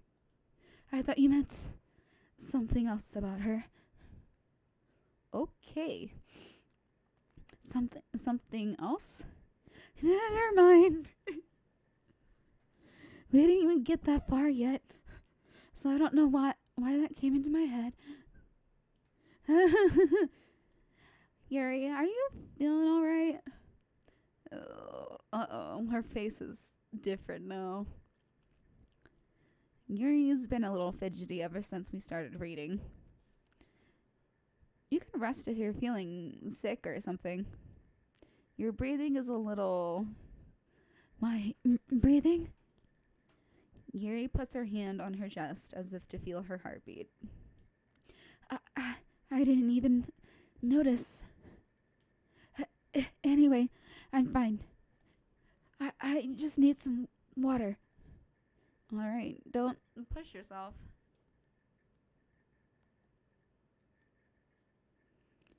Yuri stands up and practically rushes out of the classroom. What on earth was that about? Krampus? Did something happen just now? Huh? I have no idea. Yuri was acting a little strange, I guess. So you don't know anything? Sorry, I can't say I do. Are you worried about her? Oh, no, not really. I was just making sure that you didn't do anything to her. Fucker. No, nothing. Don't worry. I believe you, silly. Yuri just does this sometimes, so it's nothing alarming. Alright, if you say so. They just do this sometimes. Anyway, why don't we start sharing our poems with each other? Shouldn't we wait for Yuri?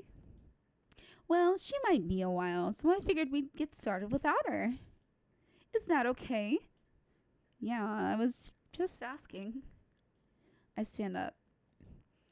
I make a mental note of where I left off in the book, then slip it back into my bag. All right.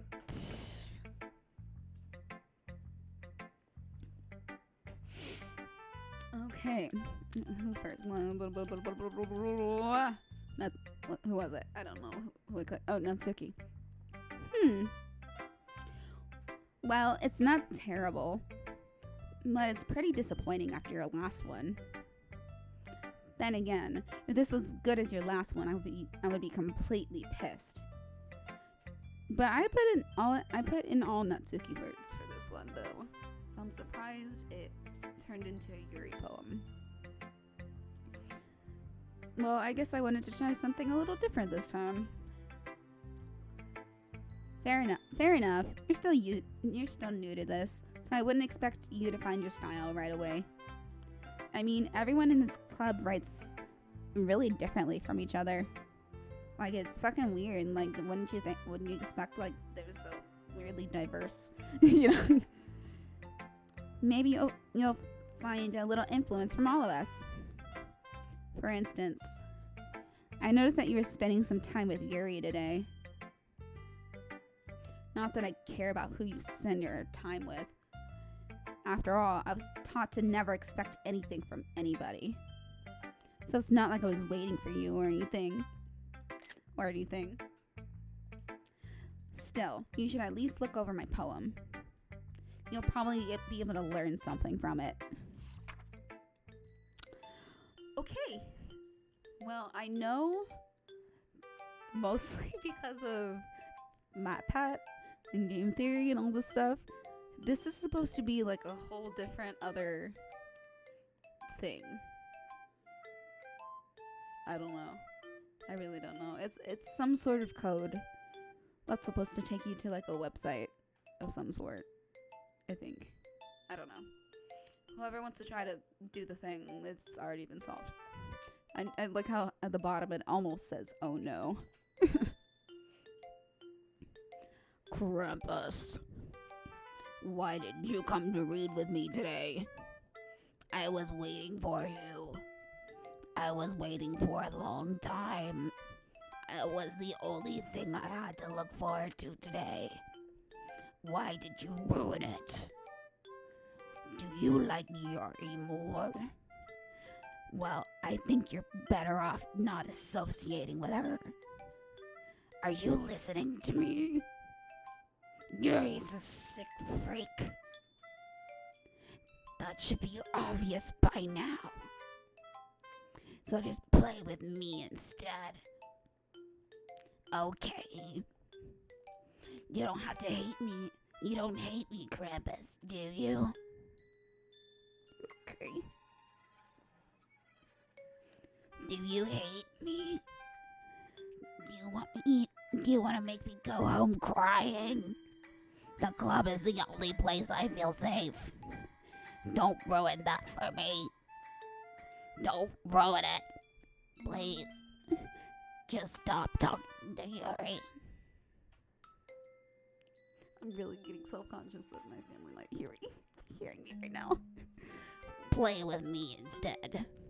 It's all I have. Play with me. Play with me. I hate it. But that's the Natsuki ending I mentioned. Okay. Oh, there's dogs. In the living room barking. Okay, hold on. I need to sit up for Monica's voice. Gotta expand your rib cage and your diaphragm. Hi again, Krampus. How's the writing going? All right, I guess. I'll take that. As long as it's not going bad. I'm happy that you're applying yourself. Maybe soon you'll come up with a masterpiece. I wouldn't count on that. You never know. Want to share what you wrote for today? Or want to share what you wrote for today? Want to share what you wrote for today? What you wrote for today. I don't know how I was thinking that sentence worked. Sure, here you go. I give my poem to Monica.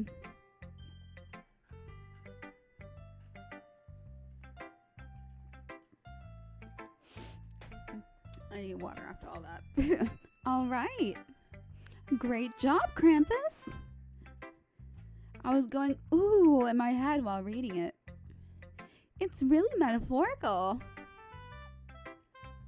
I'm not sure why, but I didn't expect you to go for something so deep. I guess I underestimated you. It's easiest for me to keep everyone's expectations low. That way, it always counts when I put in some effort. No, literally, that's my motto for it when it comes to wearing makeup and like dressing nicely. Which like I don't go outside in pajamas if I'm like going out with friends. But if I'm just going to the store, I will be in pajamas and no makeup, no nothing. But when I do just fancy, everyone's like, "Oh, you fancy." I'm like, yeah. And people will notice more than they would otherwise. That's not very fair. Well, I guess it worked anyway. You know that Yuri likes this kind of writing, right? Writing that's full of imagery and symbolism. Sometimes I feel like Yuri's mind is just totally detached from reality. I don't mean it like it's a bad thing though. But sometimes I get the impression that she's just totally given up on people. She spends so much time in her own head that it's probably a much more interesting place for her. But that's why she gets so happy when you treat her with a lot of kindness. I don't think she's used to being indulged like that. What? She must be really starved for social interaction. So don't blame her for coming on a little strongly. See? Like, I don't want to relate to this Yuri. I don't want to relate to Yuri at all. And I do, because I'm borderline. Yeah, and I can't do anything right when it comes to people. So honestly, like and of all the people I was talking to about this was my ex-boyfriend, which like if I'm able to keep an ex as the only ex I have as a friend, that is a friend. I have other exes, but the only one that's a friend still. Yeah. I was like, yeah, I've kind of given up. Like earlier, I think if she gets too stimulated, she ends up withdrawing and looking for alone time. Suddenly, the door opens. Yuri! I'm back. Did I miss anything? Not really. We started sharing our poems with each other. Already? I'm sorry for... I need water. These voices are destroying me.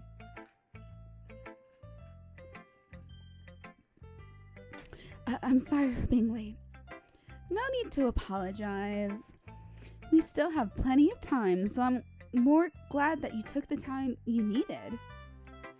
Alright. Thanks, Monica.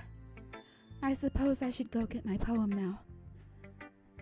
But anyway, you want to read my poem now?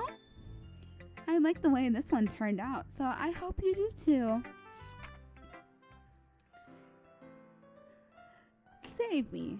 The colors, they won't bright, cool, flushing,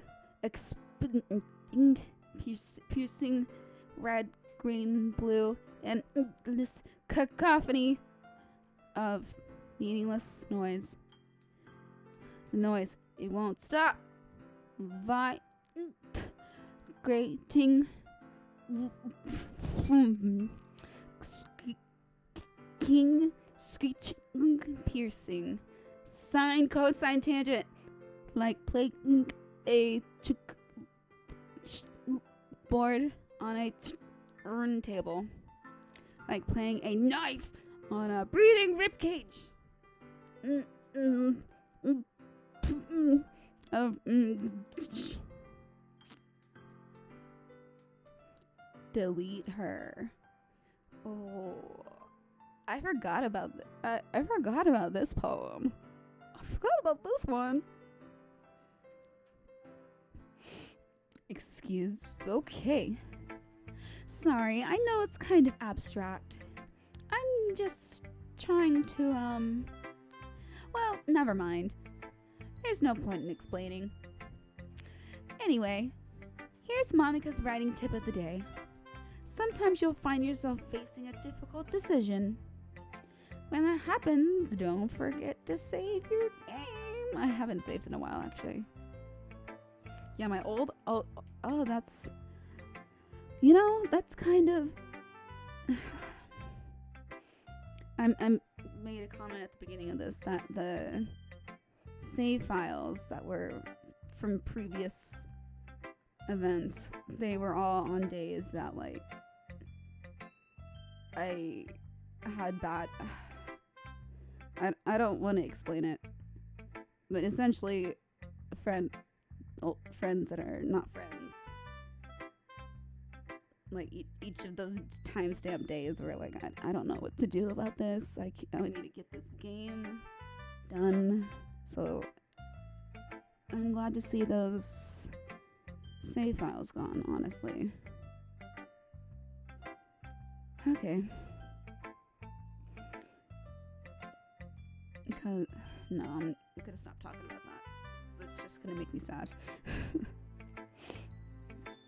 Okay, don't forget to save your game.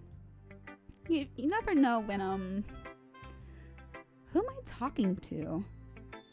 Can you hear me? Tell me you can hear me. Anything. Please help me. Okay. That's my advice for today. Thanks for listening.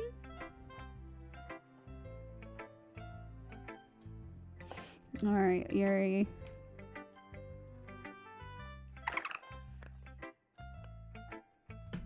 Oh.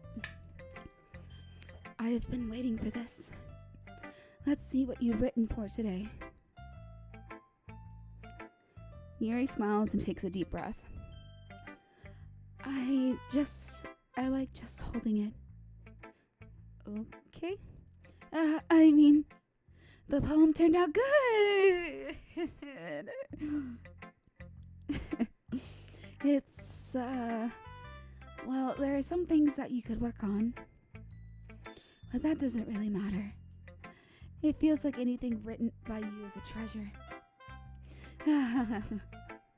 That came out a little awkward. Let's move on. Here's the poem I wrote.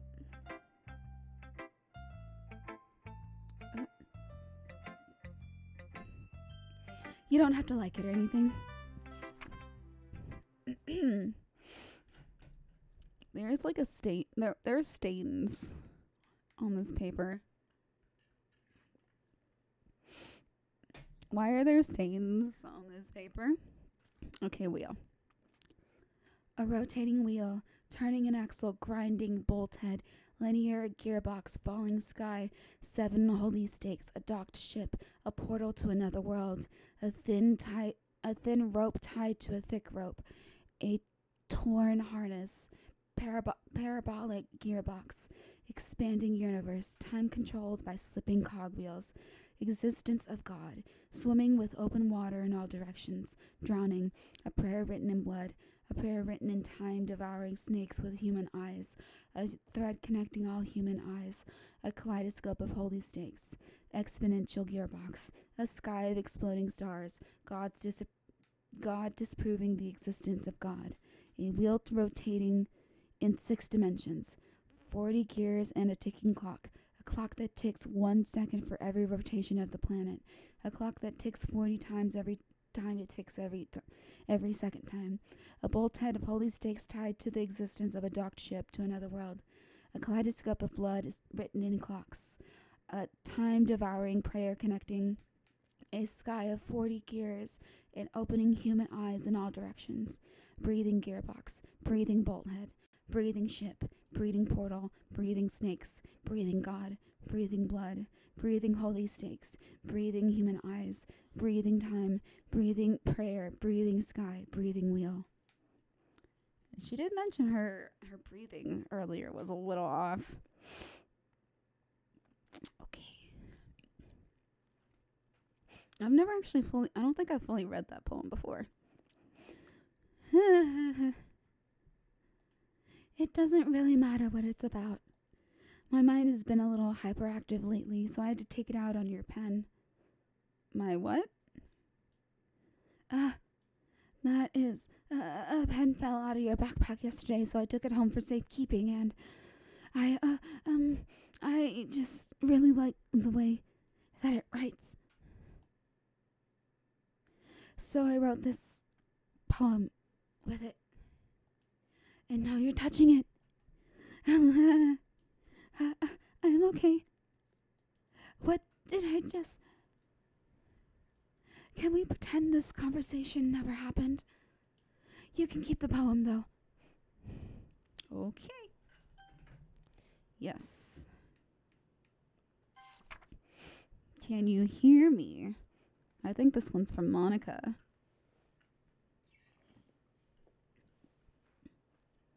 But yeah, the special poem from before was, I think, written from Yuri's perspective.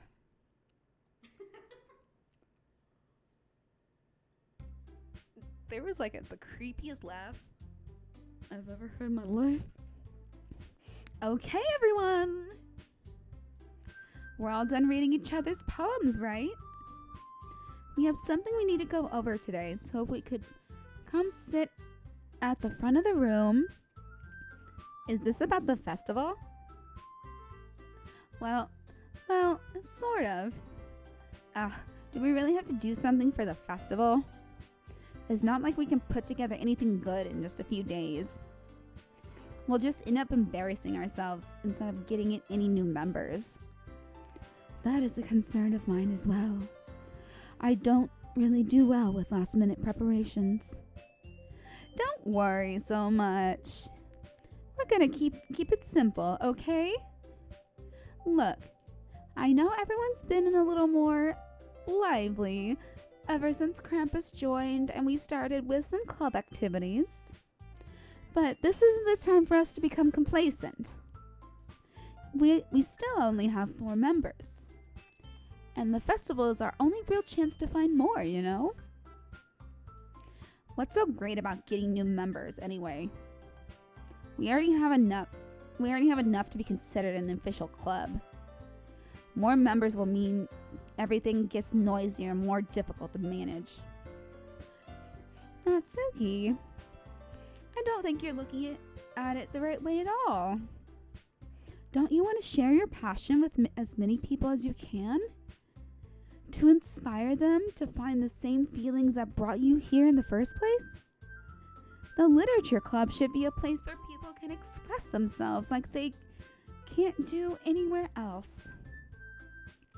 It should be a place so intimate that you never want to leave. I know you feel that way too. I know we all do. So that's why we should work hard and put something together for the festival. Even if it's something small. Right, Krampus? Oh, come on. You can't take advantage of Krampus to agree with you just because he doesn't know how to say no to anything. Look, Monica.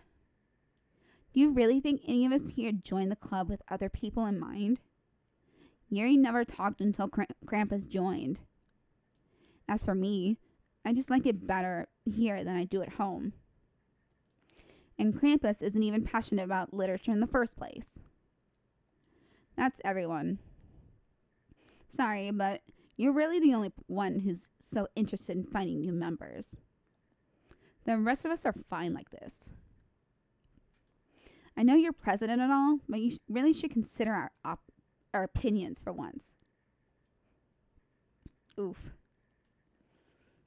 Monica is clearly taken aback by Natsuki's words. That's not true at all. I'm sure Yuri and Krampus want to get more members too. Right? I don't know about Yuri, but I'm kind of indifferent. He's the newest one, so like I don't know, man.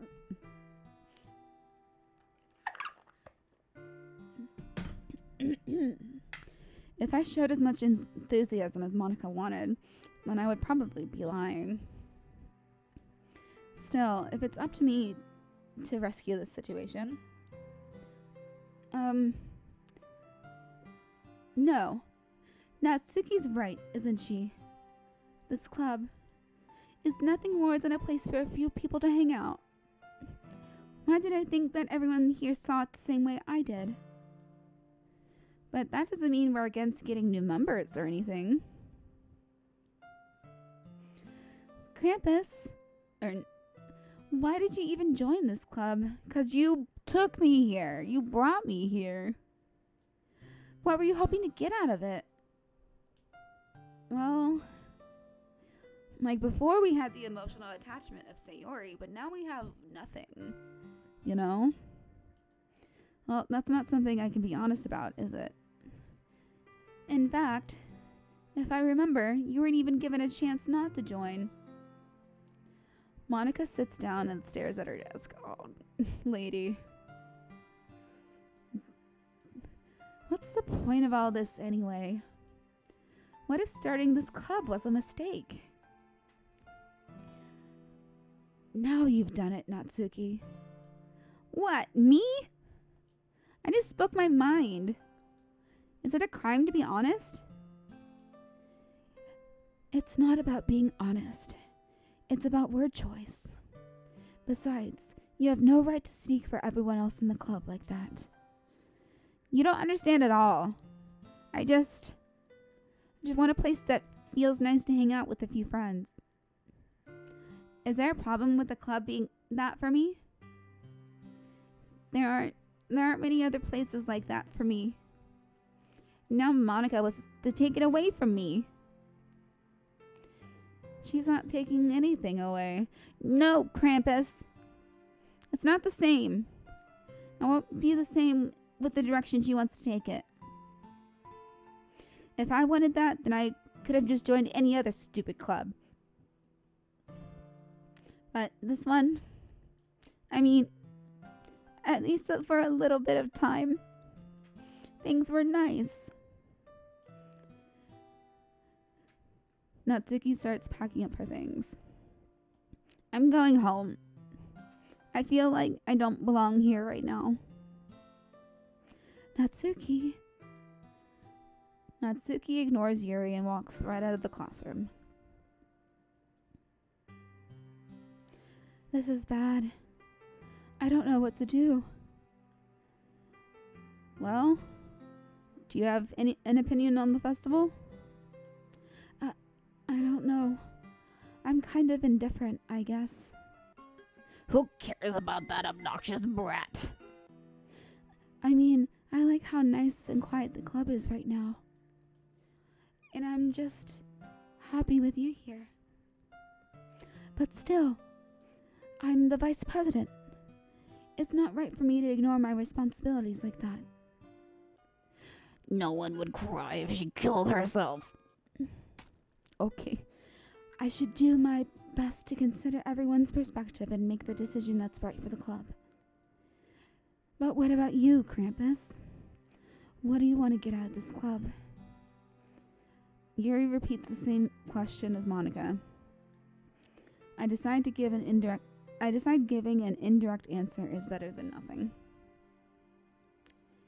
I think the most important thing is for everyone to get along. And for the club to provide something that you can't get anywhere else. I don't think it's about how many members, but rather the quality of each member. That's what will end up making the literature club a special place. I see. I really agree with you. Each member contributes their own qualities in a special way. With each change in members, the identity of the club as a whole will change too. I don't think that's necessarily a bad thing. Stepping out of your comfort zone once in a while. So What is with... I just know her eye. Her eye is still bleeding. Okay. I was like reading and something something moving caught the corner. I'm like, what? So if you'd like to help Monica with the festival, then I'm on your side as well. All right. Well, maybe we can talk. I'll talk to Natsuki tomorrow. Yuri nods. Hey, Yuri. I know things were a little awkward yesterday, but I feel like you deserve to know that I still think you're a wonderful vice president. And also a wonderful friend. Monica, I want to do everything I can to make this the best club ever. Okay? Me too. Yeah. Let's all go home for today. We'll talk about the festival tomorrow. Okay. I look forward to it. Shall we go, Krampus? Please don't take this the wrong way, but I'm going to chat a little bit with Krampus before we leave. Just to see what he thinks of his time here and all that. It's important to me as president. Yuri looks a little troubled, but she doesn't protest. Okay. I trust your judgment, Monica. In that case, I'll see the two of you tomorrow. See you tomorrow! Monica waves as Yuri exits the classroom. Phew. Things have been a little hectic lately, haven't they? Krampus, I just wanted to make sure you're enjoying your time at this club. I would really hate to see you unhappy. Uh-oh. I feel like I'm kind of responsible for that as president. And I really do care about you, you know? Music has stopped. I don't like seeing the other girls give you a hard time. With how mean Natsuki is and everything. And Yuri being a little bit, you know. Sometimes it feels like you and I are the only real people here. You know what I mean? But it's weird because in all the time you've been here, we've hardly gotten to spend any time together. Uh-oh. I mean, I guess it's technically only been a couple days. Sorry, I didn't mean to say something weird. There are just some things I've been hoping to talk about with you.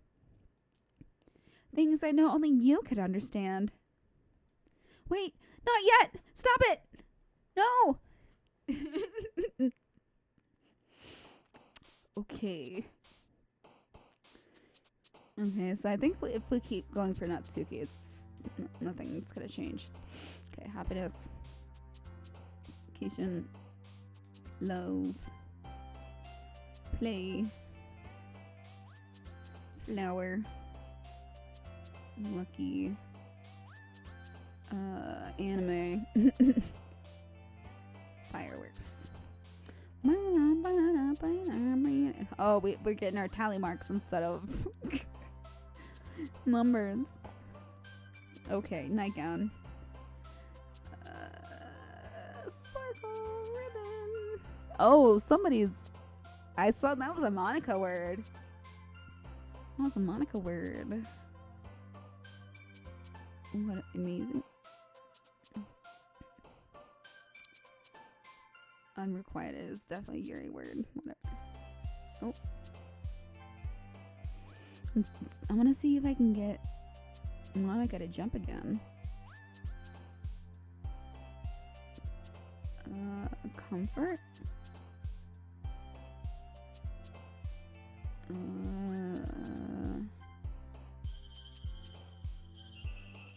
Infallible. No. Okay. Ba-da-ba-bum.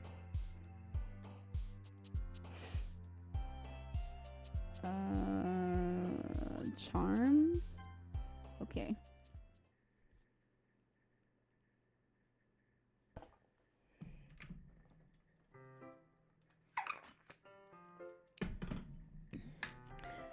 Okay. Hi, Krampus. I've been waiting for you. Are you ready to continue reading? I bought my best tea today. Monica, I I told you not to. Ugh. Is she really late again? Inconsiderate as usual, Natsuki. Excuse me?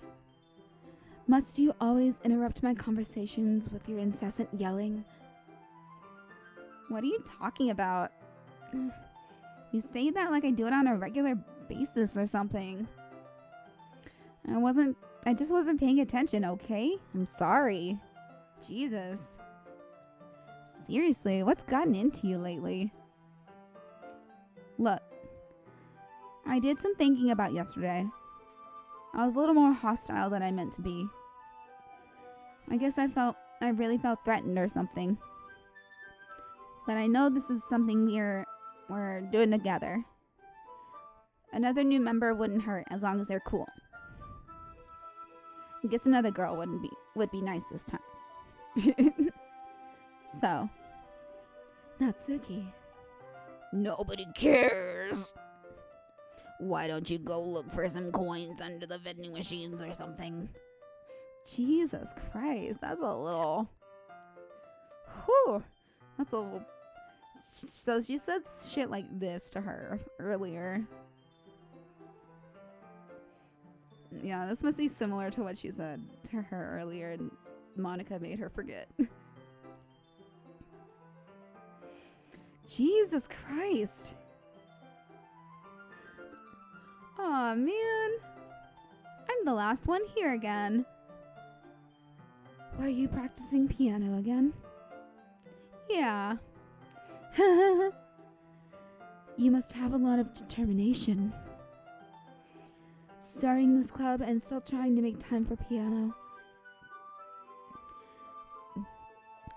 Well, maybe not determination, but I guess passion. It motivates me to work hard for the festival, too. Anyway, Krampus, what do you want to do today?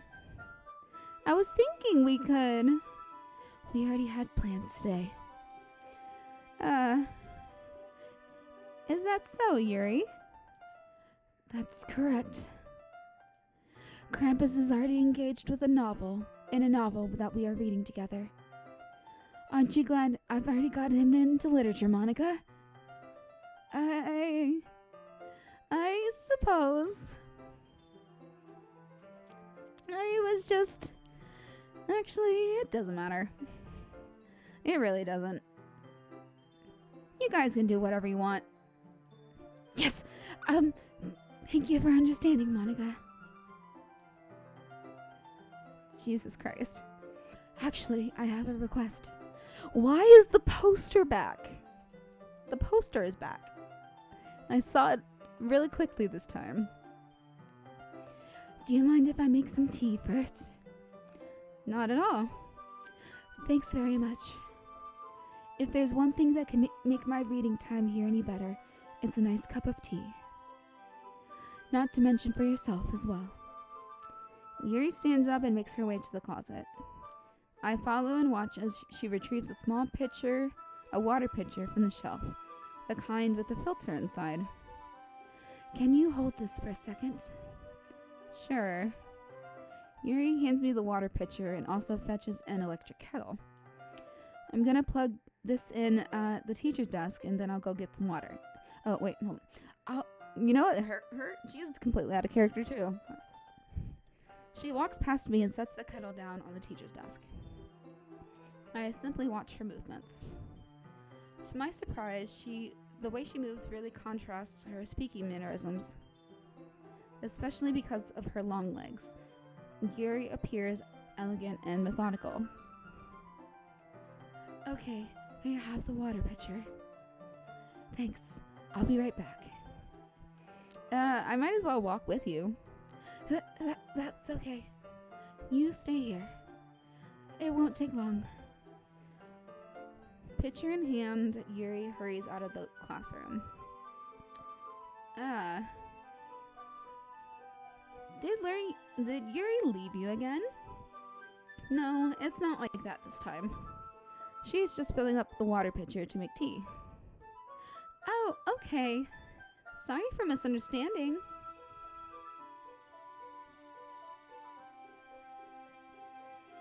Where are you, Yuri? 10 minutes pass. Yuri said it wouldn't take long. Is something holding her up? I'm bored just waiting here, so I decided to go look for her. Let's see. The most logical place for Yuri to be would be the nearest water fountain. I start heading down the hallway.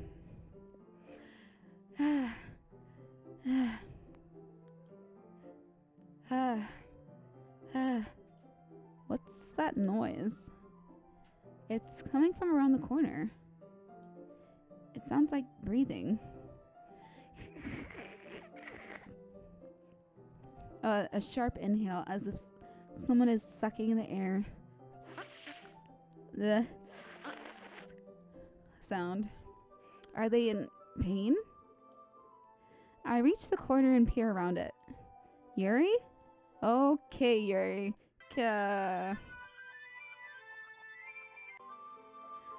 I'm back. Thanks for waiting patiently. Krampus, do you like oolong tea? Yeah. Anything is fine. Oolong tea is actually good. I haven't had it in a long time. And it's black tea, pretty much. Very strong. Strong black tea. Very well. Yuri sets the temperature on the kettle to 200 degrees. Now it's time to get the teapot. You really do this properly, don't you? Of course. I shouldn't do anything less when I'm making tea for others. Even if I'm not an expert on tea or anything. In that case, you'll only be even more impressed. Perhaps I will. Yuri fetches the teapot and begins measuring the tea leaves. To my surprise, she even starts humming a little to herself. You must be in a good mood now. Is that so? I was letting it show. And you noticed. I was doing a bit of thinking. And I decided that I would try expressing myself a little bit more. It turns out it's not very hard for me to do. When it's you who's around anyway. That's great, Yuri. Just don't push yourself too much. You're always worrying about me, Krampus. It's very endearing. Yuri wasn't kidding. I wouldn't even know if I can keep up with this. I watched Yuri pour a cup of tea for each of us. Krampus, I have another request. Do you mind if we sit on the floor today? Eh? Why is that? It's a little bit easier on my back. I can read with my back against the wall rather than bending over at my desk. Speaking of which, I know her problem right now. Sorry, I didn't realize. No worries. I just have back pain fairly regularly, so I do my best to manage it. Honestly, girl, I feel you. Like, the main problem right now for me is I've gained weight recently, and it usually just settles in my middle portion, which includes my boobs, which you wouldn't think is a bad thing. You know, it sounds like a good thing, but no, it just hurts. It's annoying. Is that so? I wonder why that is. Also, the way she stands, her back arched, no wonder her back hurts. It's most likely because your posture, right? Always hunched over like that while reading. Yes, exactly. I have terrible reading posture. So that's why we should sit on the floor. Fair enough. I'll go ahead and get the book. I retrieve the book from my bag. I have some chocolate as well. It's a bag of small chocolate candies. I take it since it'll go well with the tea. Yeah, no, it's bittersweet. Yeah, it will. Yuri and I then sit against the wall, teacups on our sides. Yeah, it's kind of hard to drink tea when the teacup is on the floor and you're holding a book. You need like a little coffee table in front of you or something. As if in sync, we assume the same reading position as last time, each holding one half of the book. Except this time, our bodies are even closer to each other. I can't see too well. Yuri slides closer until our shoulders are touching. Oh, little, looks like an anus. Or that one gag from Family Guy where he puts the hoodie on, ties it real, like shoves the candy bar in his mouth, puts the hoodie on, ties it real tight, and just like poops out the candy bar from his mouth. That's okay. Family Guy. It's funny sometimes. Several years later after watching it. How am I supposed to focus on reading like this? Yuri was always kind of cute, but when she was being less apprehensive, it's almost more than I can handle. Your teacup. Yuri hands me my teacup. Holding it with my hand that's not holding the book, I end up in a position that makes it even harder for me. I'm burping so much, and I don't know why. Because now I need to worry about making sure I don't accidentally touch her chest. Wow. Meanwhile, Yuri hasn't noticed a single thing. She wears her intense reading expression, and I can only presume the world around her has faded away. I use all of my willpower to focus on reading. After a few minutes, I manage to relax a little. I put the teacup between my legs and fumble with the chocolate wrapper. Sorry. I briefly let go of the book to finish opening the wrapper. You can have as much as you want. That's okay. I won't take any. Are you sure? Well, if I touch it, then it might get smudges on the pages. Oh, you're right. I didn't even think about that. My bad. No need to apologize. I'll hold the book, okay? Are you sure? Of course. I'm surprised they're not reading out loud to each other. Yuri opens the book with both hands. She holds it so that I don't have any harder of a time reading from it. But as a result, her left arm is practically resting on top of my leg. Well, in that case, Yuri is already totally focused on reading again. I take a chocolate candy and pop it into my mouth. Then I take another chocolate and hold it up to Yuri. She doesn't even look away from the book. She simply parts her lips as if this situation was completely natural. But that means I can't stop here. I apprehensively it's like anime toast almost. I apprehensively place the chocolate in her mouth.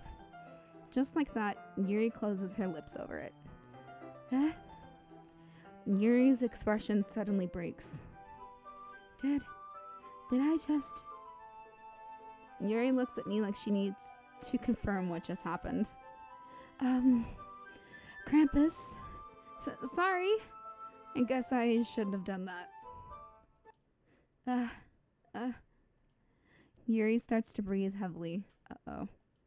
I can't. Krampus. Suddenly, Yuri forcefully grabs my arm and jerks me to my feet. Probably kick. Oh yeah, but my teacup gets knocked. Like in my head, like the teacups got kicked over in this scene. It's kind of nice. Krampus. Oh boy.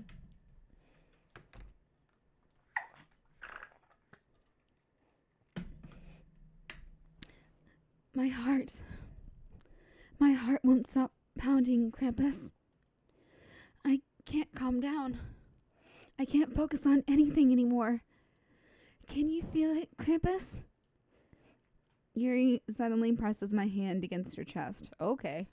Why is this happening to me? I feel like I'm losing my mind. I can't make it stop. It even makes me not want to read.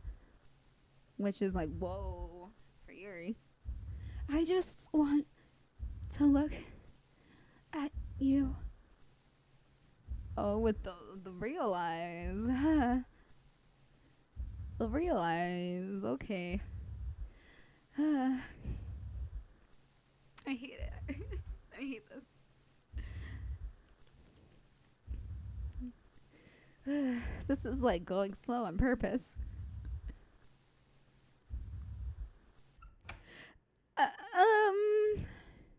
It's time to share poem. It's time to share poems.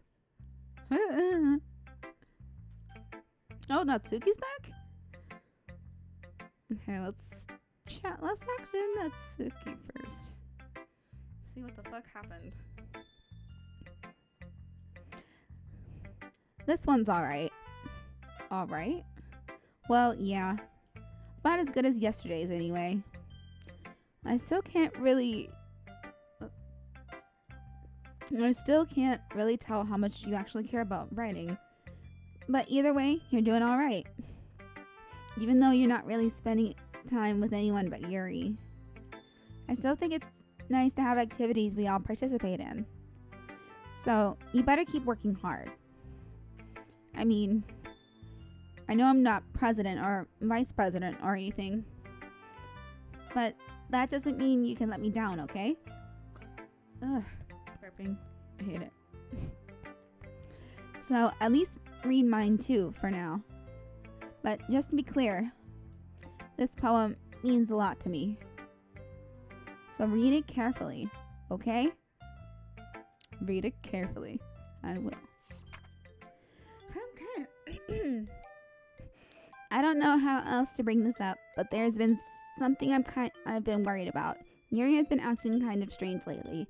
You've only been here a few days, so you may not know what I mean, but she's not normally like this. She's always been quiet and polite and attentive, things like that. Okay, this is really embarrassing, but I'm forcing myself to suck it up. The truth is, I'm really worried about her, but if I try talking to her, she'll just get mad at me again. I don't know what to do.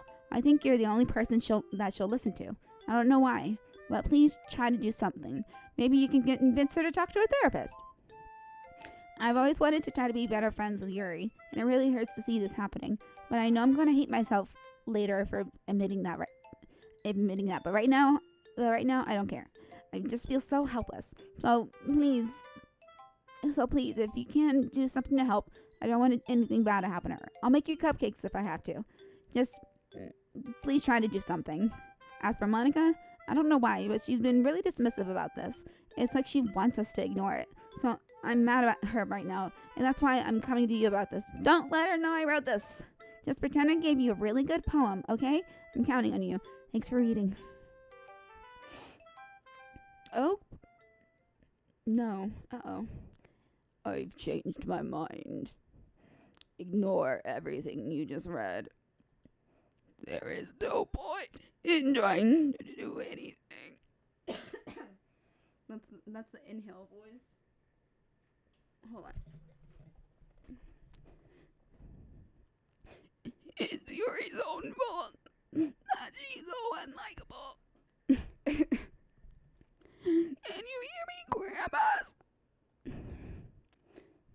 Yeah, I can't do that anymore. If you would just spend more time with Monica, all of these problems would go away. Yuri and I are too messed up for someone as wonderful as you. Just think of Monica from now on. Just Monica. Just Monica. Just Monica. Just Monica. Just Monica. Okay. Huh. Just Monica. Hold on.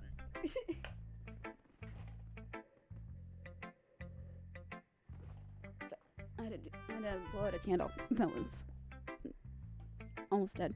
Okay. Yuri, I guess.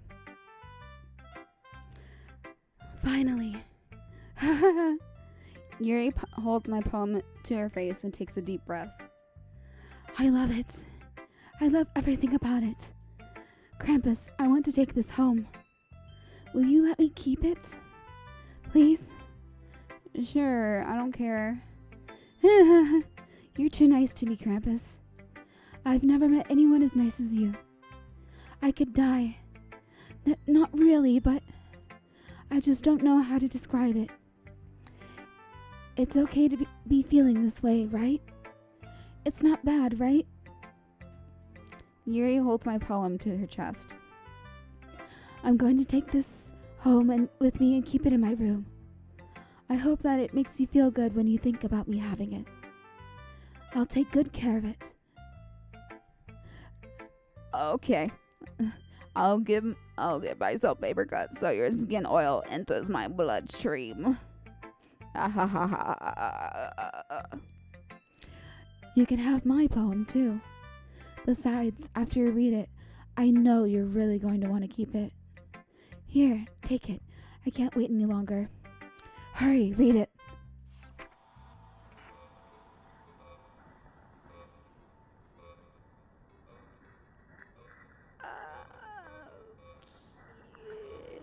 So, from what I know, this actually says something. Because I can see words. Here, okay. There's, like, I don't know what the top is. Like, engineer.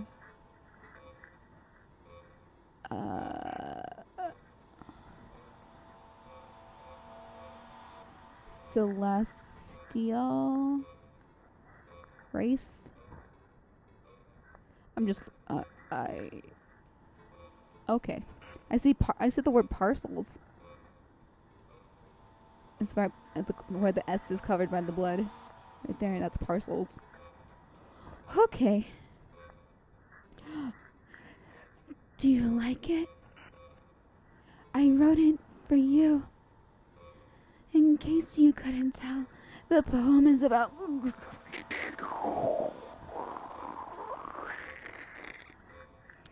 More importantly, I've endowed it with my scent. See, aren't I the most thoughtful person in the club? I think I'm going to vomit. Okay, Yuri. Yuri has my poem, though.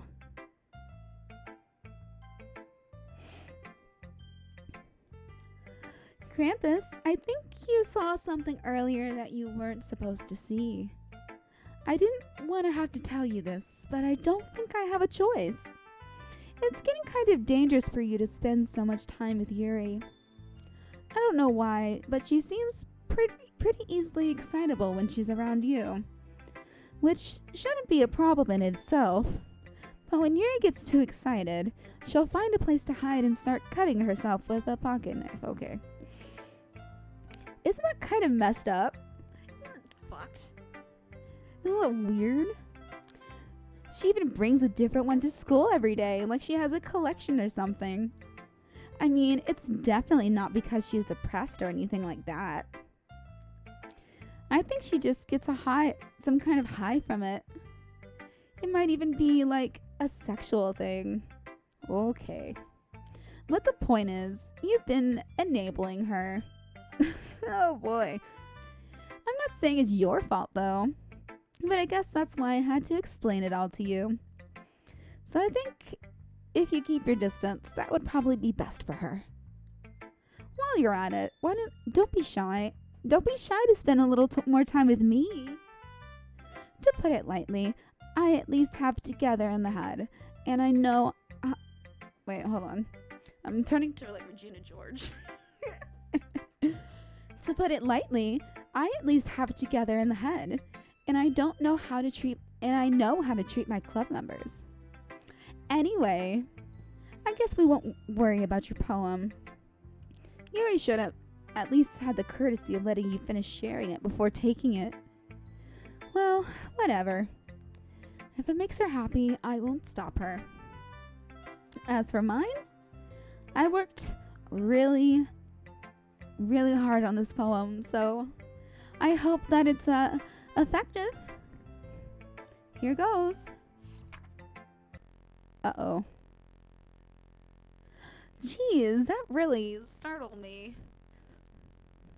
Oh, we don't get the blue screen of death since it's the Switch version. Well, I guess I kind of messed up at writing this poem. I was just trying to... Never mind. Let's move on. Let's just move on. Oh, boy. Yes. Oh.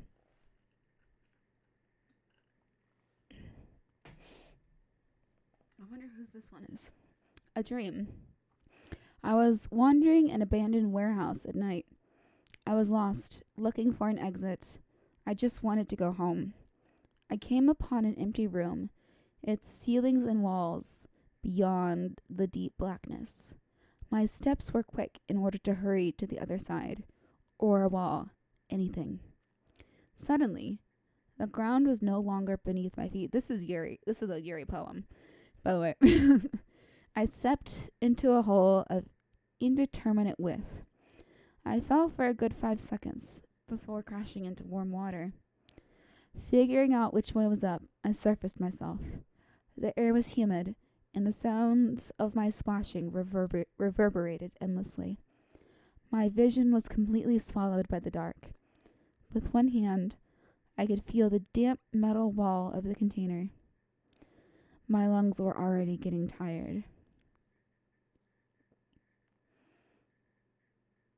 So warehouse, empty room, ground. I was thinking it was like she fell into a water tower. I'm like, no, that's not inside of a warehouse, guys. Or me. A dream. It's a dream. Okay, everyone. It's time to figure out the festival preparations. Let's hurry and get this over with. Jesus. Stagnating air is common foreshadowing that something terrible is about to happen. Look, can we just get this done? Wait, no. That was not Doki. Look, can we just get this done? I'm going to be printing and assembling all the poetry pamphlets. Natsuki, you can make cupcakes. I know you're at least good at that. Jesus Christ. Yuri, you can... Well, it doesn't matter. Do whatever you want, as long as you think it'll help. Monica, I'm not useless, you know. I know that. I already know what I'd like to do.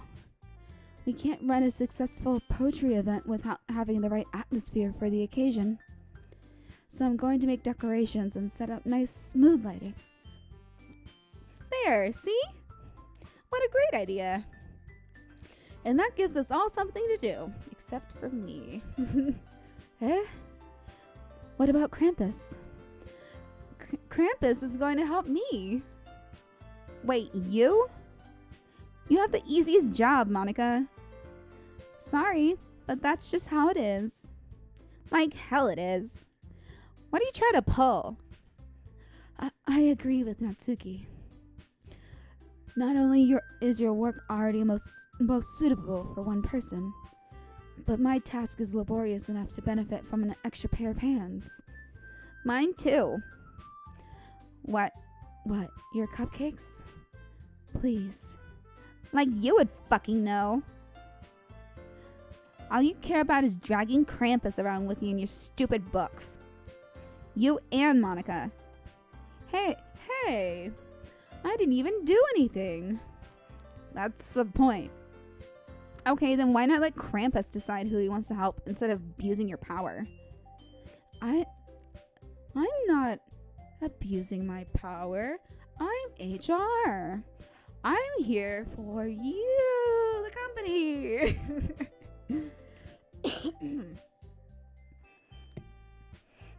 Yes, you are, Monica. Just let Krampus make the choice, okay? Okay, fine. Jeez. Krampus, I know how fed up you are with these two by now. You can just... Natsuki, shut your fucking mouth and let him decide for himself. You shut your mouth! You shut your mouth! For God's sake. This is never going to end. Just make the choice, okay? What?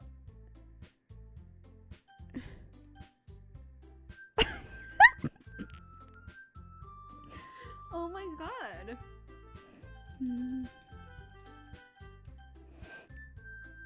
Can I like... Yes, I did it.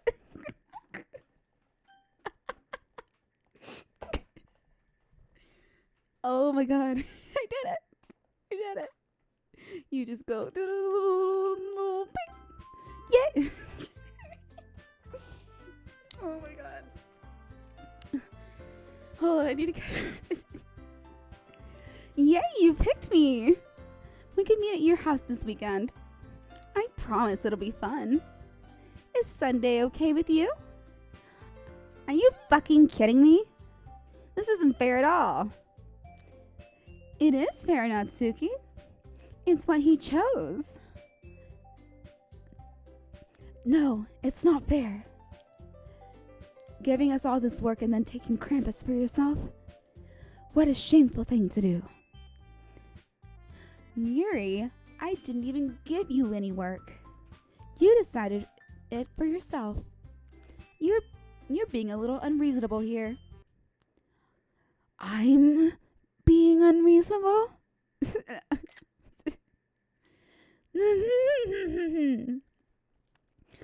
Monica, I can't believe how delusional and self-important you are. Pulling Krampus away from me every single time you're not included in something. Are you jealous? Crazy? Or maybe you just hate yourself so much that you take it out on others. Here's a suggestion. Have you considered anheroing? It would be beneficial to your mental health. Yuri, you're scaring me a little. Natsuki, let's just go. I don't think she wants us around right now. See, that wasn't very hard. Yeah, Yuri's voice is different now. All I wanted is to spend a little time with him. Is that so much to ask? Yuri follows Monica and Natsuki to the door. Hey, Krampus. Yuri's really something, isn't she? Monica giggles as Yuri pushes her out the door. Jesus Christ.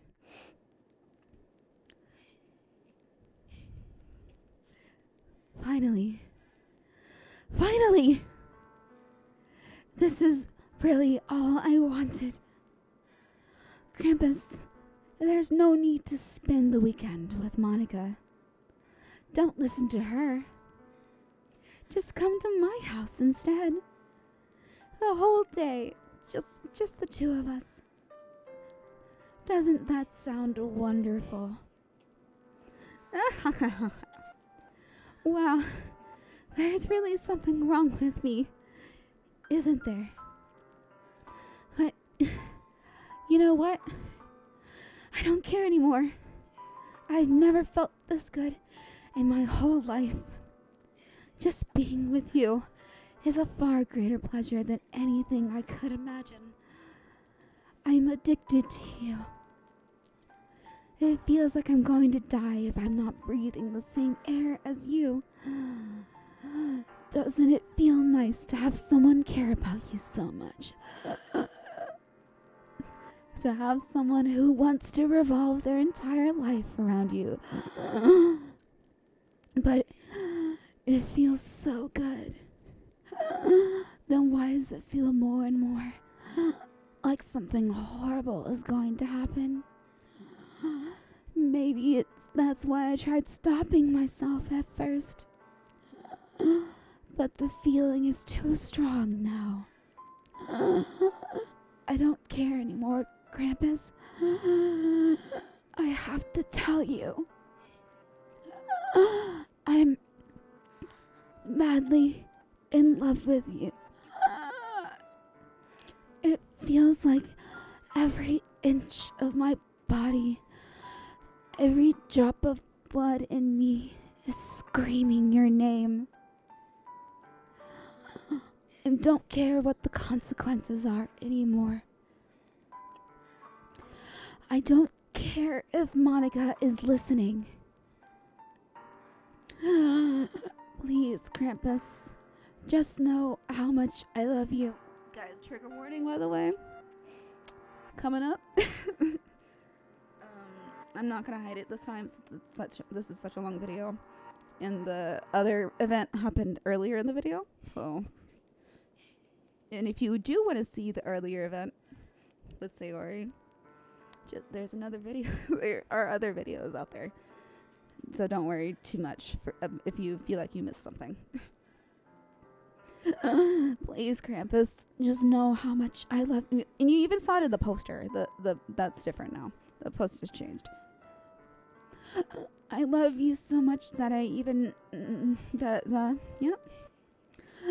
I just want to just want to pull your skin open and crawl inside you. I want you all to myself, and I will be only yours. Doesn't that sound perfect? Tell me, Krampus.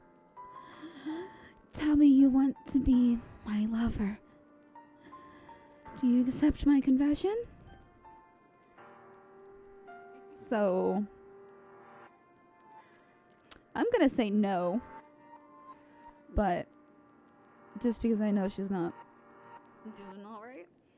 But just to let you know, if anyone ever wants to replay this game and do the other options, this changes nothing. Even if I say yes, the next thing will happen. So let's just say no.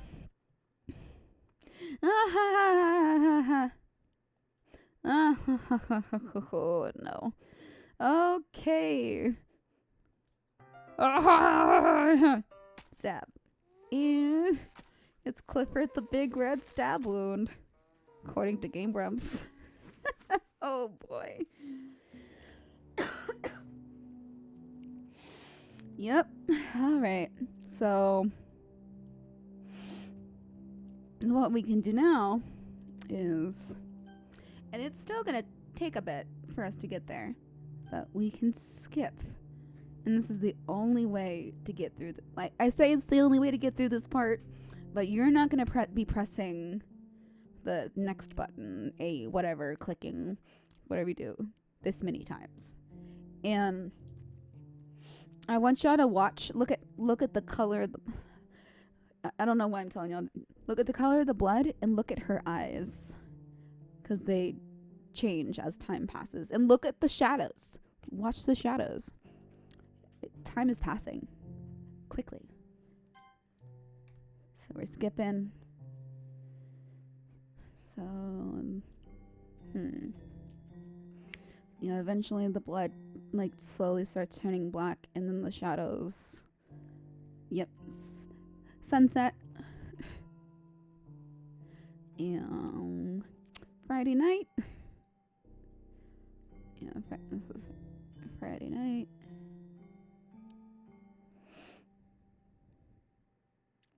Saturday morning. Oh boy. See, her eyes are black now. And her blood is turning black as well, except on her fingertips. So this is Saturday night.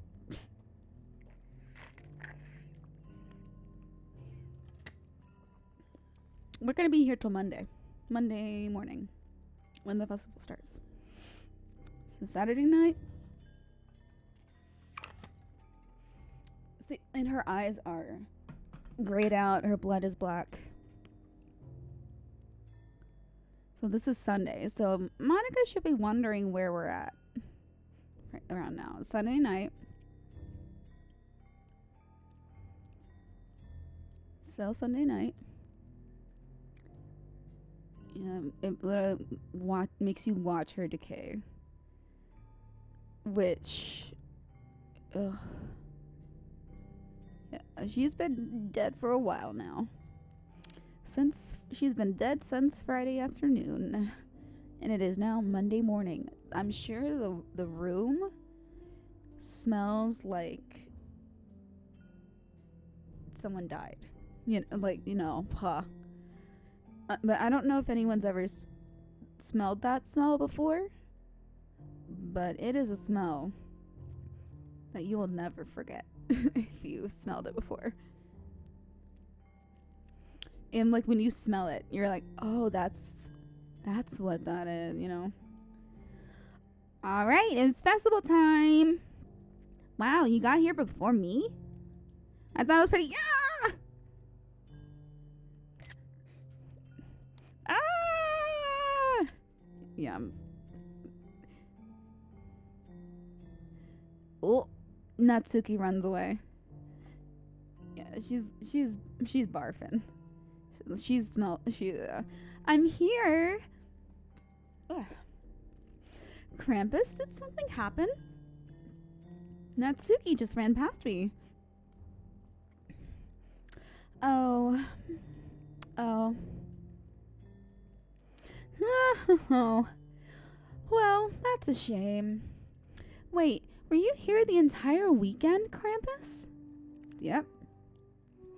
Oh, jeez.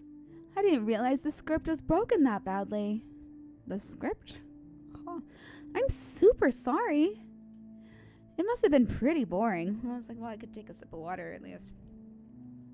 I'll make it up to you, okay? Just give me a sec. Oh, we're in the corners showing like deleting characters. I'm almost done. Yeah, Natsuki.character deleted successfully. Yuri.character deleted successfully. I just want to have a cupcake real quick. Monica lifts the foil from the tray and takes a cupcake. Hold on. Sorry.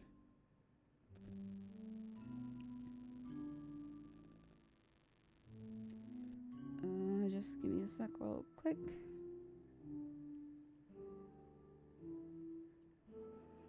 Okay. Oops. The tray and takes a cupcake. Seriously, these are the best. I really just had to have one since it's the last time I'll ever get the chance to. You know, before they stop existing and everything. But anyway, I really shouldn't be making you wait any longer. Just bear with me, okay? This should only take a second. How do I do that? Okay.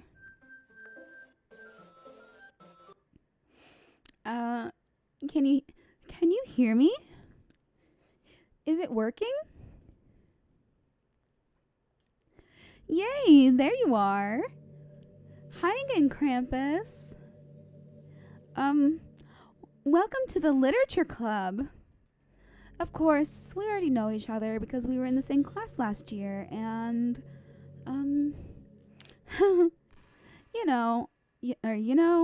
I guess we can skip over that stuff at this point. After all, I'm not even talking to that person anymore, am I? That you in the game, whatever you call him? I'm talking to you. It didn't have my name? Dang. Talking to you, the actual Krampus. Or,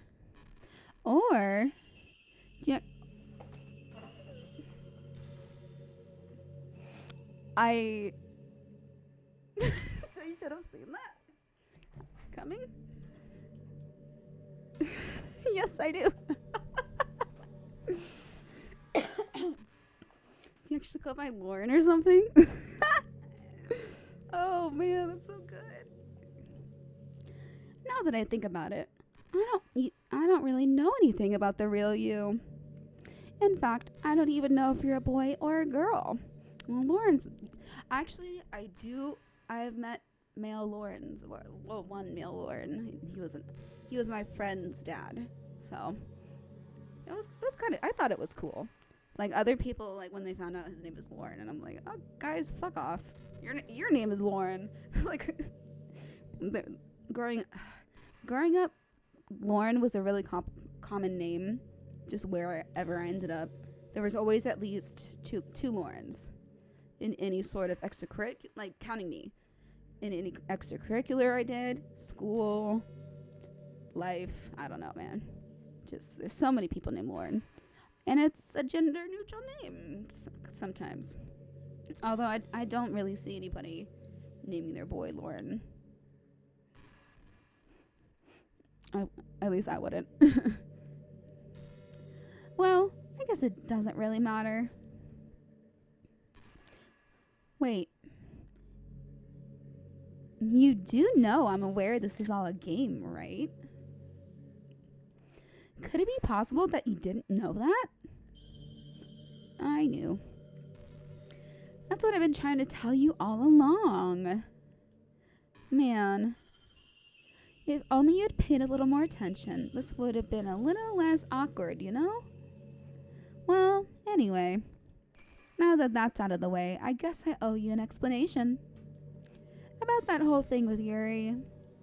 Well, I kind of started to mess with her, and I guess it drove her to kill herself.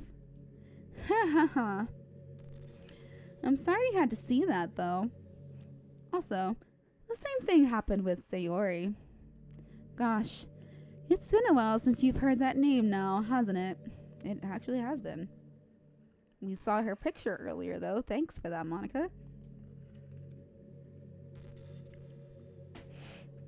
Yeah, it's because she doesn't exist anymore. Nobody does. I deleted all their files.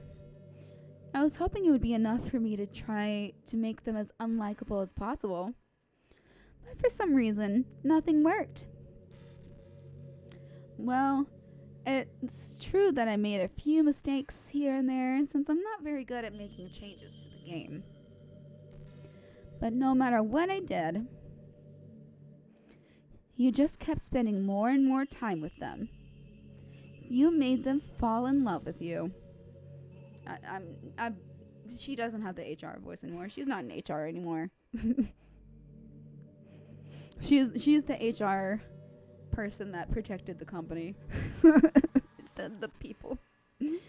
That's what they're there for. They're not there for you. They're there for the company. I thought making Sayori more and more depressed would prevent her from confessing to you. And amplifying Yuri's obsessive personality backfired too. It just made her force you not to spend time with anyone else. And the whole time, I barely even got to talk to you.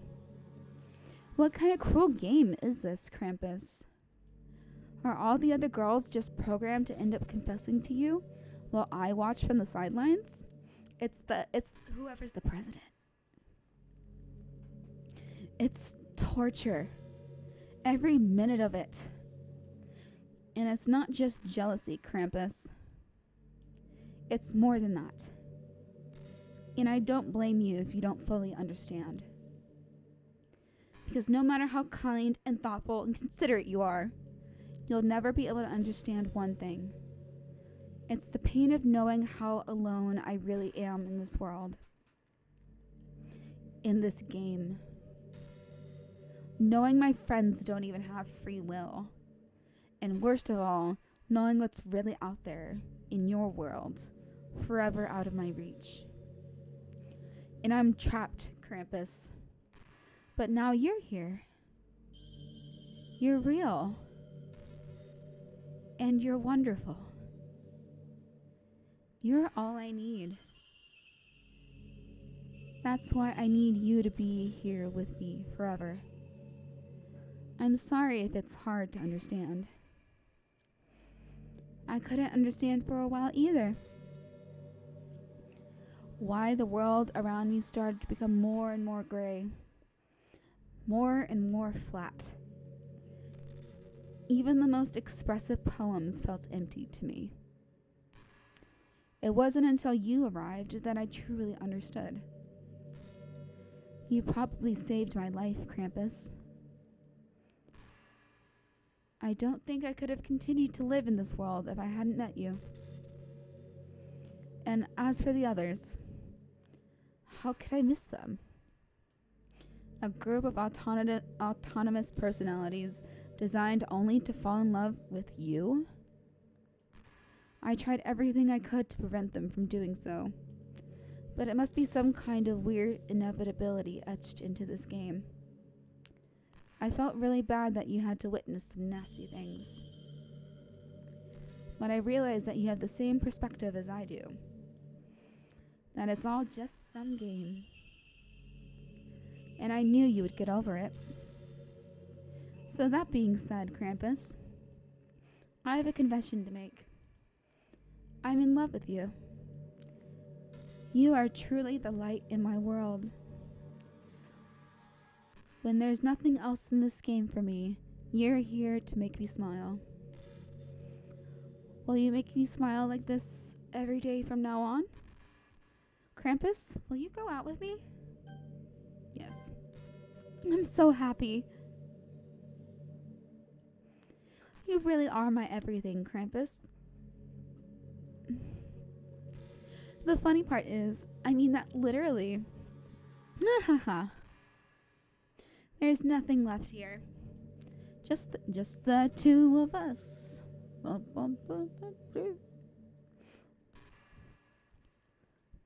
We can be together forever. Seriously, I don't even think time is passing anymore. It really is a dream come true. Oh, the dream poem from earlier. Man, everything really is connected in this game, and I like that. Like, all the build-up pays off now, you know? However many hours I've been doing this. I've worked so hard for this ending, Krampus. Me too. I got the we'll see. The game wouldn't give me one, so I had to make one myself.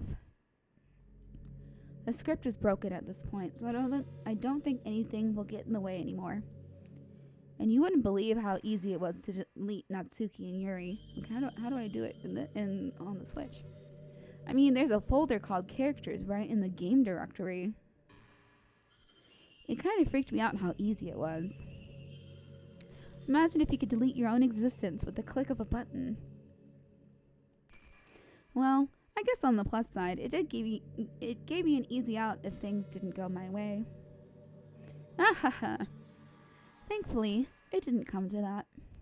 Instead, we finally got a good ending. Gosh, I'm so overwhelmed with emotion. I want to write a poem about this. Don't you? I wonder if that part of the game still works. I guess there's only a way to find out, right? Our last poem. Annika Joksik.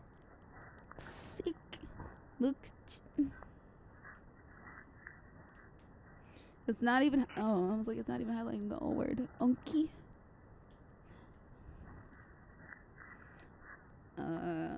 Monia. Oh, I like this one. Monica.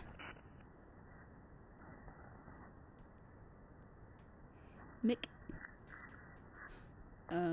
Muka. Oh, looks like a vase. Oh.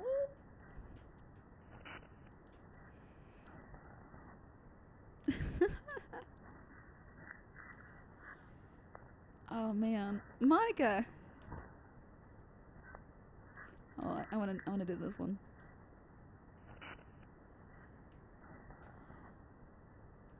MSN. Huh. I never actually had an MSN account. I had AIM.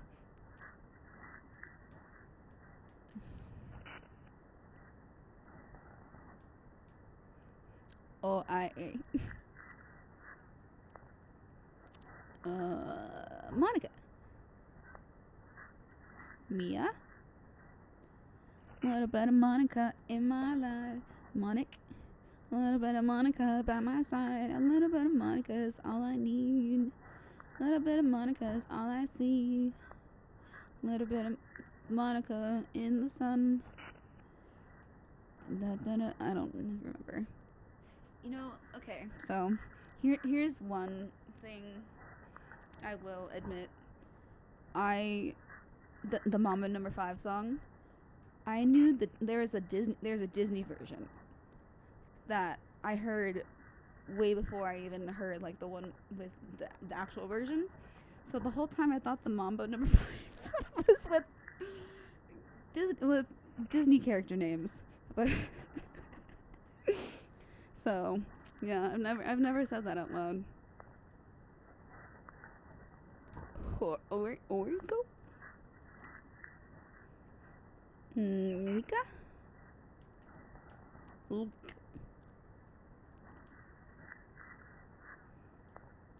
Alright, hi.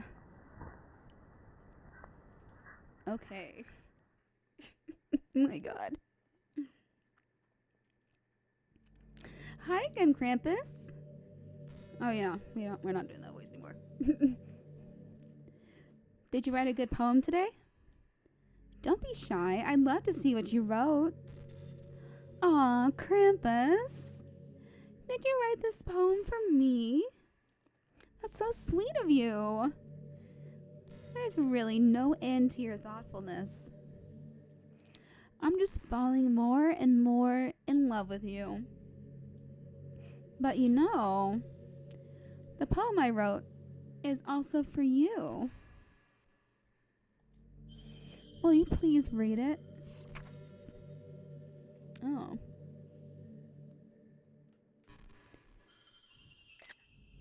I'm gonna take a screenshot. Happy end. Pen in hand, I find my strength, the courage endowed upon me by my one and only love. Together, let us dismantle this crumbling world and write a novel of our own fantasies. With a flick of her pen, the lost finds her way. In a world of infinite choices, behold this special day. After all, not all good times must come to an end. I hope you enjoyed it. I always put my heart into the poems that I write. The truth is, the poems I've written have been about my realization. Or about you. That's why I never really wanted to go into detail about them. I didn't want to break the fourth wall, I guess you could call it. I just assumed it would be best to be part of the game like everyone else. Like that would help the two of us come together. I didn't want to ruin the game or anything, you know? You might have gotten mad at me. Maybe even deleted my character file if you preferred playing without me. Gosh, I'm so relieved. Now you don't need to hide anything anymore. Are you ready to spend our eternity together, Krampus? I have so many things to talk about. Where do I start? If it takes me some time to collect my thoughts, then I'm sorry. But I'll always have something new to talk about. In the meantime, we can just look into each other's eyes. Let's see. Can I do anything?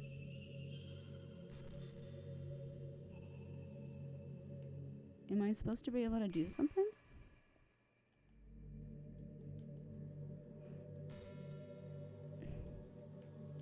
I'm like pressing all the buttons.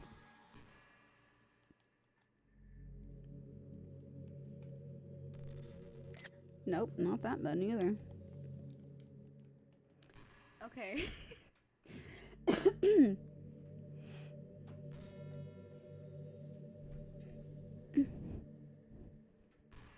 Oh. You know, I've always hated how hard it is to make friends. Well, I guess not the making friends part, but more like meeting new people. I mean, there are like dating apps and stuff, right? But that's not the kind of thing I'm talking about. If you think about it, most of the friends you make are people you just met by chance. Yeah. I've tried dating apps so many times. Like you had a class together or you met them through another friend. Or maybe they were just wearing a shirt with your favorite band on it and you decided to talk to them. Things like that. But isn't that kind of inefficient? It feels like you're just picking at complete random, and if you get lucky, you make a new friend. And comparing that to the hundreds of strangers we walk by every single day, you could be sitting right next to someone compatible enough to be your best friend for life. But you'll never know. Once you get up and go on with your day, that opportunity is gone forever. Isn't that just depressing? I've thought about that before. Just like being friendly with someone in public. And you're like, do I have to be their best friend now? Like, do I yeah. And we live in an age where technology connects us with the world, no matter where we are. I really think we should be taking advantage of that to improve our everyday social life. But who knows how long it'll take for something like that to successfully take off. I seriously thought it would happen by now. Well, at least I already met the best person in the whole world. Me. Even if it was by chance. I guess I just got really lucky, huh? Okay, like, I don't know. I guess we're supposed to get her while she's talking?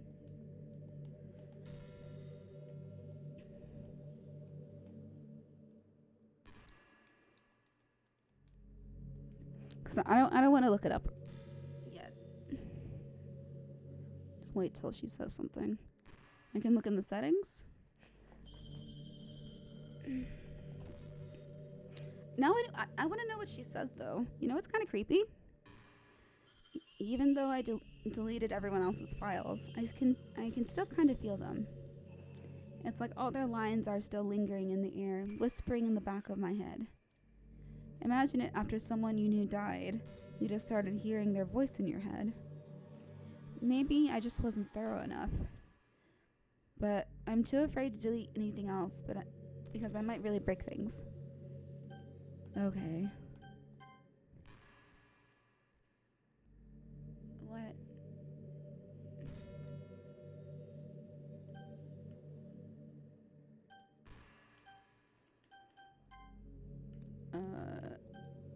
Okay.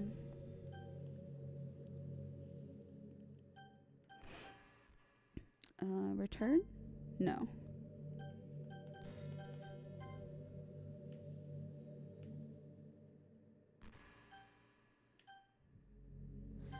No.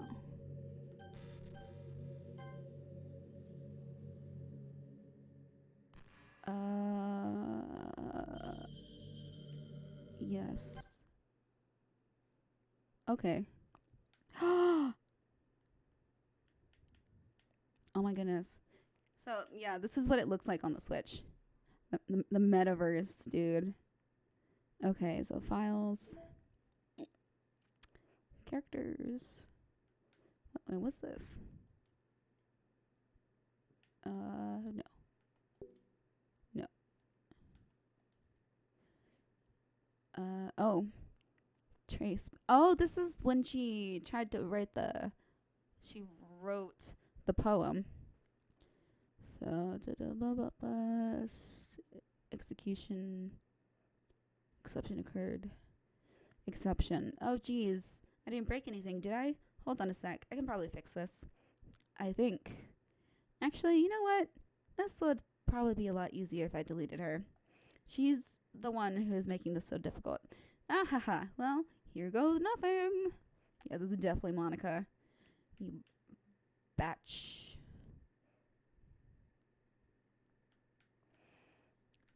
Insecure. Oh. Who's Paula?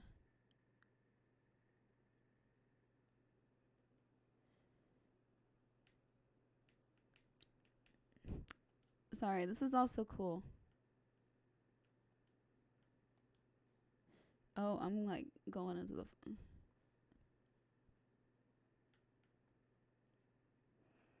game. I'm just curious. Oh.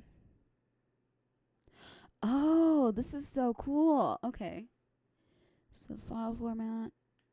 It has say your. Oh, it has like a different score for each word. That's so cool. Images. Nope.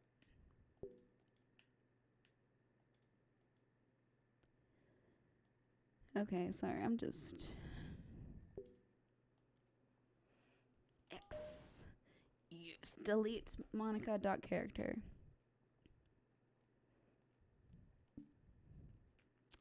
Let's go back. Doki Doki. Oh.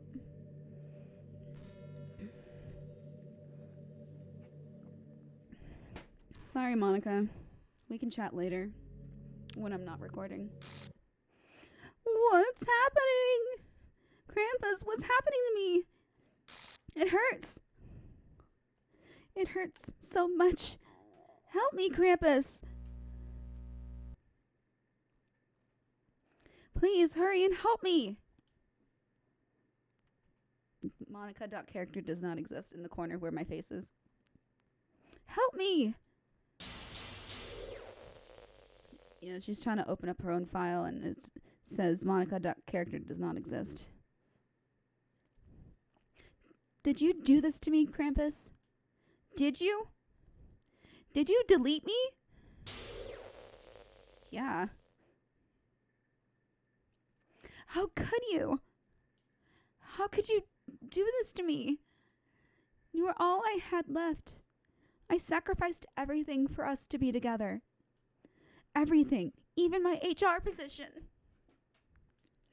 I loved you so much, Krampus. I trusted you. Do you just want to torture me? Watch me suffer? Yes. Were you only pretending to be kind just to hurt me even more?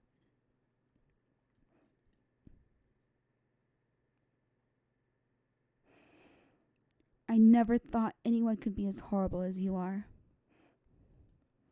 You win, okay?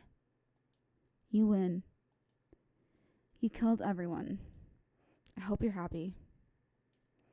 There's nothing left now. You can stop playing. Go find some other people to torture.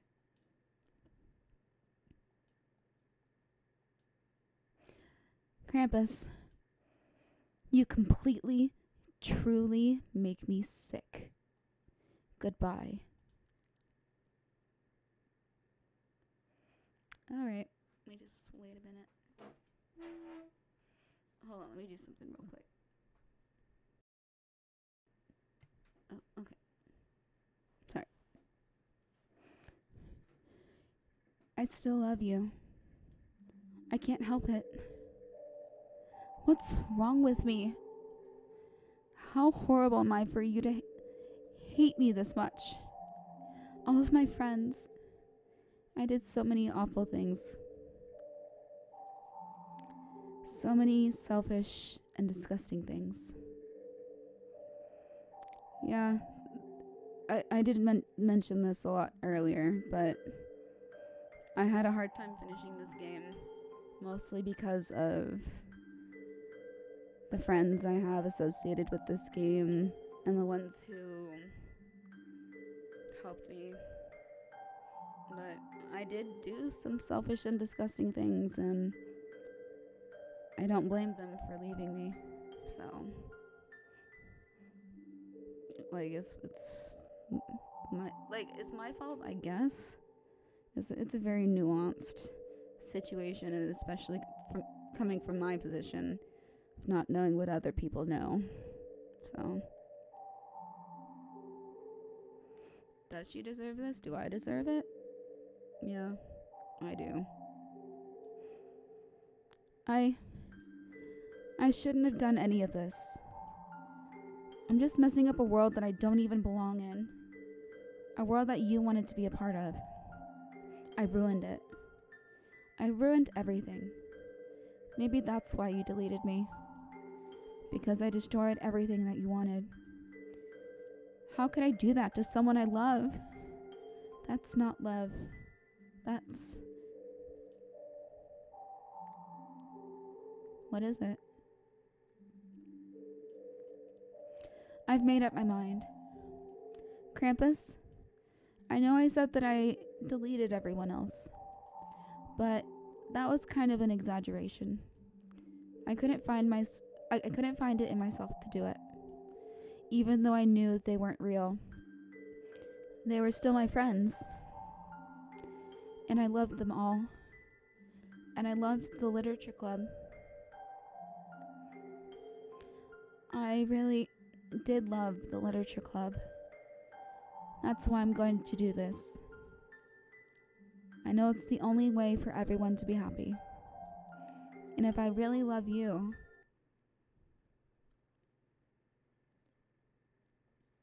then got the garbled text. Okay, so what are we gonna get? Doki!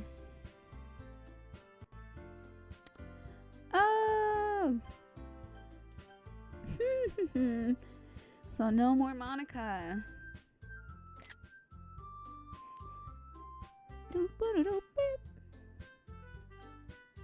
Alright, new game.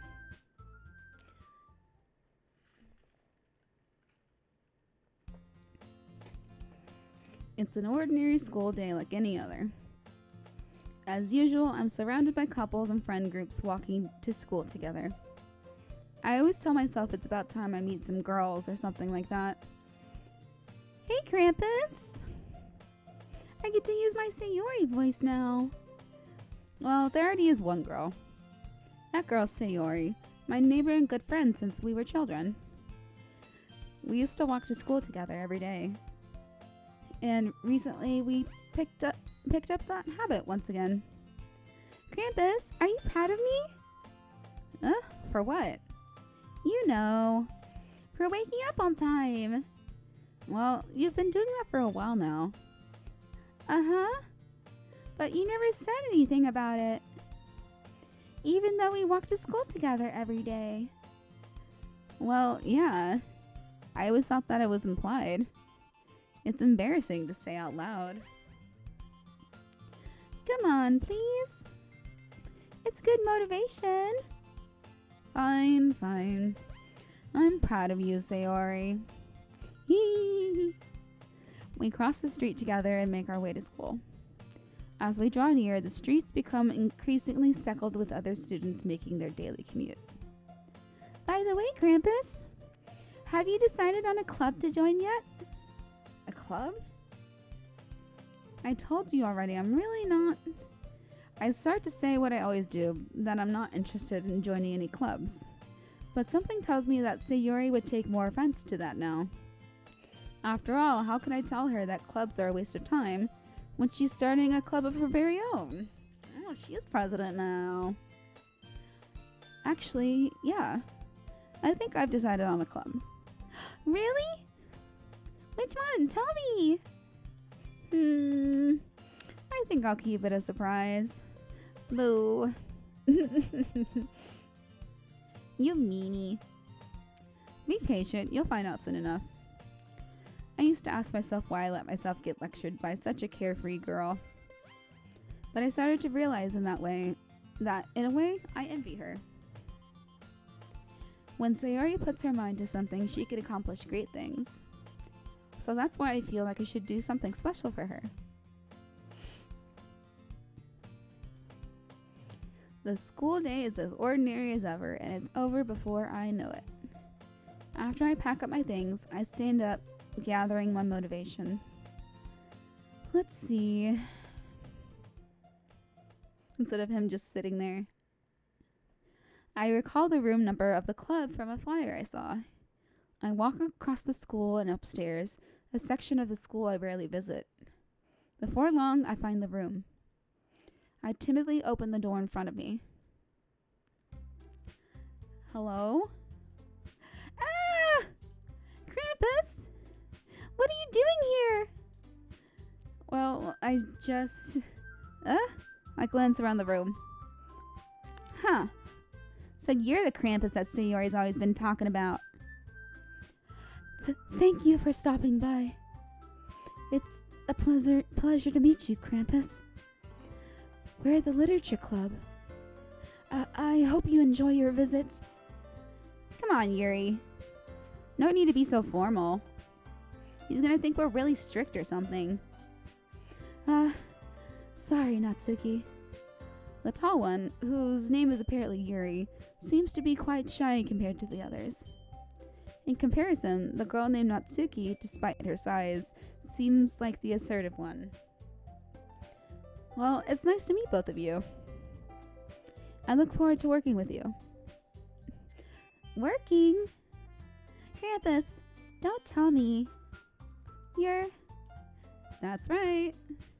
The club I've decided to join is yours, Sayori. The Literature Club. Sayori's eyes light up. No way! No way! Ah! Sayori wraps her arms around me, jumping up and down. Hey! Well, if Sayori's this happy, then I'm sure it won't be so bad to have you around. Not to mention there's 4 of us now. That means we can become an officially recognized club. I don't know what to say. We have to celebrate.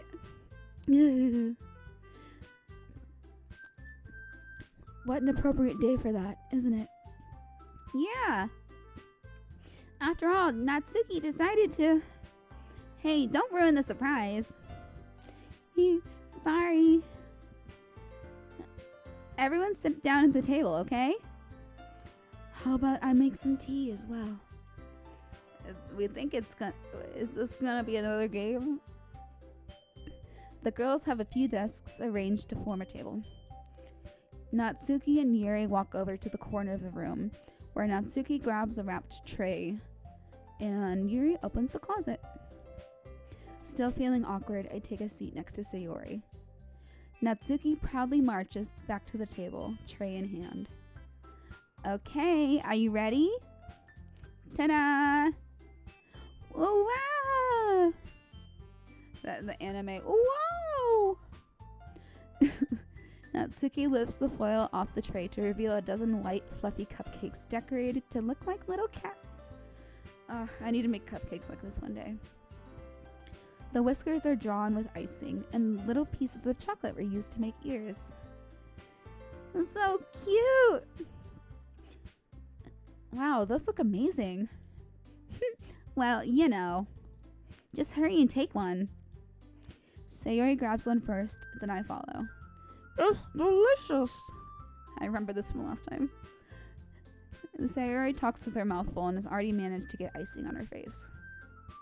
I turn the cupcake around in my fingers, looking for the best angle to take a bite. Natsuki is quiet. I can't help but notice her sneaking glances in my direction. Is she waiting for me to take a bite? I finally bite down. The icing is sweet and full of flavor. I wonder if she made it herself. This is really good. Thank you, Natsuki. Well, of course it is. I'm a pro, after all. There's no need to thank me or anything. As Natsuki struggles to accept the compliment, Yuri returns to the table, carrying a tea set. She carefully places a teacup in front of each of us before setting down the teapot next to the cupcake tray. You keep a whole tea set in this classroom? Don't worry, the teachers gave us permission. After all, doesn't a hot cup of tea help you enjoy a good book? I guess. Are you trying to impress our new member, Yuri? That's not... Insulted, Yuri looks away. I meant that, you know. I believe you. Well, tea and reading might not be a pastime for me, but I at least enjoy tea. I'm glad. Yuri faintly smiles to herself in relief. So, Krampus, what kind of things do you like... Oh, wait, hold on. So, Krampus, what kind of things do you like to read? Well, considering how little I've read these past few years, I don't really have a good way of answering that. Manga. I mutter quietly to myself, half joking. Natsuki's head suddenly perks up. It looks like she wants to say something, but she keeps quiet. Not much of a reader, I guess. Well, that can change. What am I saying? I spoke without thinking after seeing Yuri's sad smile. Anyway, what about you, Yuri? Well, let's see. Yuri traces the rim of her teacup with her finger. My favorites are usually novels that build deep and complex fantasy worlds. The level of creativity and craftsmanship behind them is amazing to me. And telling a good story in such a foreign world is equally impressive. Yuri goes on, clearly passionate about her reading. She seems so reserved and timid since the moment I walked in, but it's obvious by the way her eyes light up that she finds her comfort in the world of books, not people. But, you know, I like a lot of things. Don't feel intimidated if you don't read much, okay? I'm certain we can find something that we have in common. See, okay, the difference I noticed is that Monica isn't like, because usually like, I feel like at that point Monica would like kind of tease Yuri. And then they're just like, yeah, no, don't worry about it. Hey, Yuri. Well, about, the first thing he said. Manga?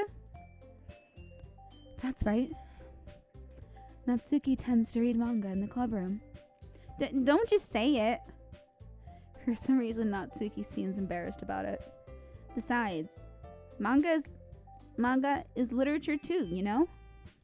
So if Krampus wants to read some of my manga, then don't try to stop him or anything. Natsuki, I wouldn't do such a thing. However, it could also be nice for us to diversify ourselves a little. He can take this opportunity to try something new as well. Oh. Wouldn't you agree, Krampus? Maybe. Sensing the tension, Sayori jumps in. Maybe we can all try something new. I think it could be fun. And we'll all get to know each other a little bit better, too. I mean, that's the kind of thing literature clubs do, right? I don't disagree on anything. Yeah. You're right as usual, President. Hee. Guess that means I should try picking up a novel or something, huh? Well, that would make two of us. I wouldn't mind doing it if I'm not the only one. Then as for Yuri... I have to read manga? Jeez. You're the one who suggested we diversify. You should be a little more open-minded. It's kind of hurtful. Hurtful? I didn't realize. With a guilty expression, Yuri thinks to herself. I'm sorry for disrespecting your interests, Natsuki. If you're not into it, then I'm sure it's a worthy form of... if you're into it, then I'm sure it's a worthy form of literature. Are you just saying that? No. I've realized my error. So, if you're willing to consider starting a novel, then I'll offer my gratitude by finding a manga to read as well. Really? I mean, it makes me happy that you'd do that for me, Yuri. The newest ship.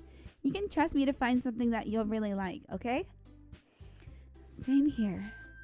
Perhaps I'll visit the bookstore after the club meeting. Just you? Would you like to come along with me? If you don't mind. Not at all. I always go alone, so... Yeah, me too. This is so cute! Sayori, shut up. I'll show you some manga there too, okay? Yes. I look forward to it. Natsuki and Yuri start to clean up the food. Yee! I guess the meeting's over, huh? Yeah, looks like it. It's nice to see everyone getting along. Isn't it? What? I think everyone likes you too, Krampus. You think so? Well, everyone always seems to get along a little better with you around, Sayori. Aw, Krampus. Don't say something like that. It's embarrassing. Well, whatever. I was surprised when you told me you were starting a club. Excuse me. But I think you're pulling it off just fine. We're gonna make the best club ever. Now that you've joined, every day is gonna be so much fun. Hey, Krampus. I really want to thank you. I mean, I'm really happy that you joined the club and everything. But the truth is, I already knew you were going to. There's actually something else. I wanted to thank you for spending so much time with us all. Oh. You work so hard to make each and every one of us happy. Yep, this is the script difference when you do the fulfilling ending.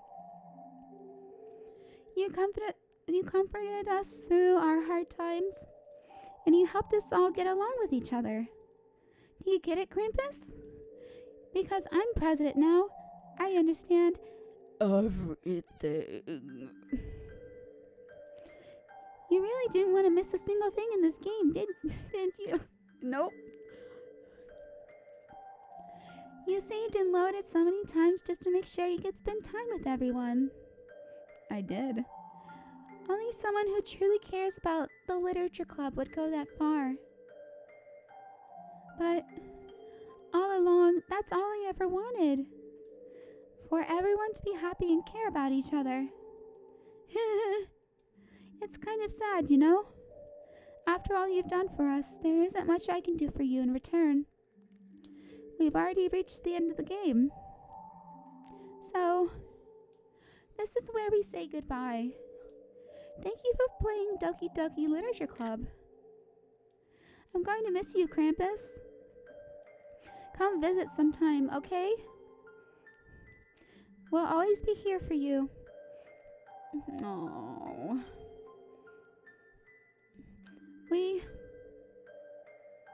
We all love you. Oh, thank you, Sayori. I'm gonna cry. Oh.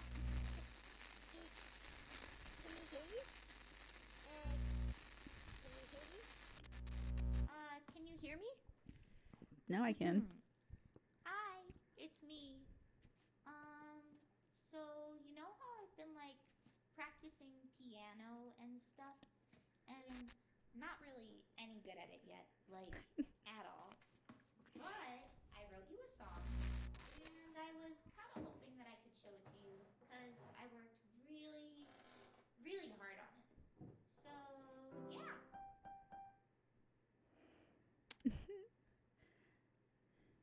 Oh, it's saying the play audio ddlc.ost. Okay, so this is information from someone who plays the piano. Apparently this song is actually really difficult to play, especially for beginners. I'm thinking, and this is a theory. This is the theory I made after finding out that this song is hard to play from a person who's played the piano for like their entire life. But I'm thinking that she wrote the song like she did the other poems, you know. So she picks the notes that she liked rather than her actually playing it.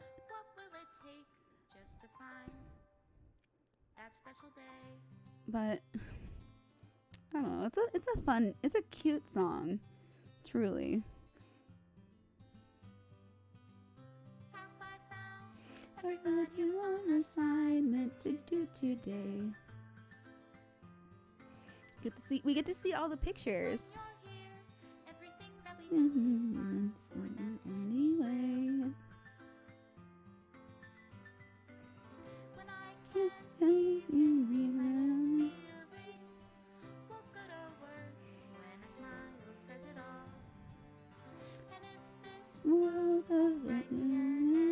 Oh. Yeah, we got all the pictures.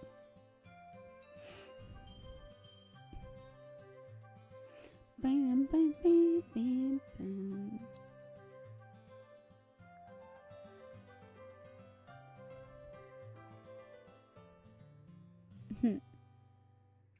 Does my pen only write better words for those who are dear to me? But yeah, if you do a regular playthrough, and just do one with one person or whatever, you'll see like blank pictures.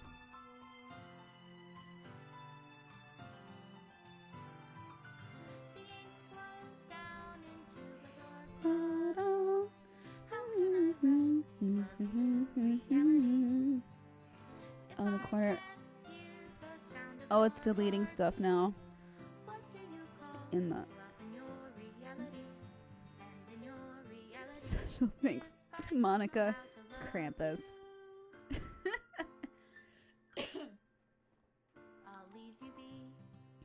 And there's the story of Krampus, one that started a long time ago originally, but I deleted those videos because personal reasons. Okay. To the special player who received this special ending. For years, I have been enamored by the ability of visual novels and games in general to tell stories in ways not possible using traditional media. Doki Doki Literature Club is my love letter to that. Games are an interactive art. Some let you explore new worlds. Some challenge your mind in brand new ways. Some make you feel like a hero or a friend, even when life is hard on you. Some games are just plain fun, and that's okay too. Everyone likes different kinds of games. People who enjoy dating sims may have a heightened empathy for fictional characters, or they might be experiencing feelings that life has not been kind enough to offer them. If they are enjoying themselves, then that's all that matters. That goes for shooting games, casual games, sandbox games, anything. Preferences are preferences, and our differences are the reason we have a thriving video game industry. My own favorite games have always been ones that challenge the status quo. Even if not a masterpiece, any game that attempts something widely different may earn a special place in my heart. Anything that further pushes the limitless bounds of interactive media. I extend my gratitude to all those who have taken the time to achieve full completion.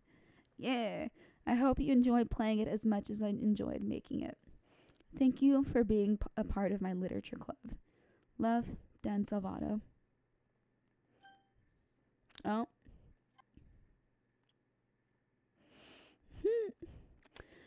Okay.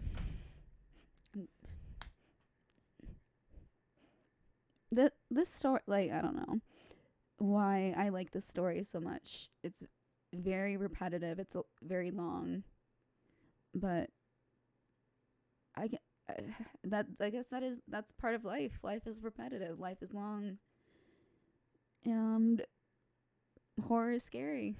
You know, it's a different way of thinking about stuff. Challenge the status quo. It says what time it is in the corner. But yeah, I'm going to bed now. Or I say I'm going to bed, but I'm not. I'm not going to go to bed till like 3 because I'm a monster. But I'm just going to chill with my literature club buddies. I actually did join like a writers group on Discord. So I guess it counts like a literature club. Everyone's trying to get people to read their screenplay, just like me. But yeah, in manga, it is literature. A lot of people like to discount it for it being just like pictures on a page and being able to read it quickly or whatever is that have you. But keep your mind open when it comes to media, at least. There are some things that are unforgivable, but you know, you use your own judgment for that. Don't let like a school board decide what you should and shouldn't read. All right. This is when I say good night, good luck, good riddance, and stay safe. And try to read a book sometime that's not on your okay, you know what, listen to an audiobook, try something new, try I don't know, if it's a movie of a book you haven't watched yet but you've read the book, watch the movie and then maybe read the book and consider them as two separate art pieces and that they should not be compared to one another because they're very different. Okay, I'm going now. Bye.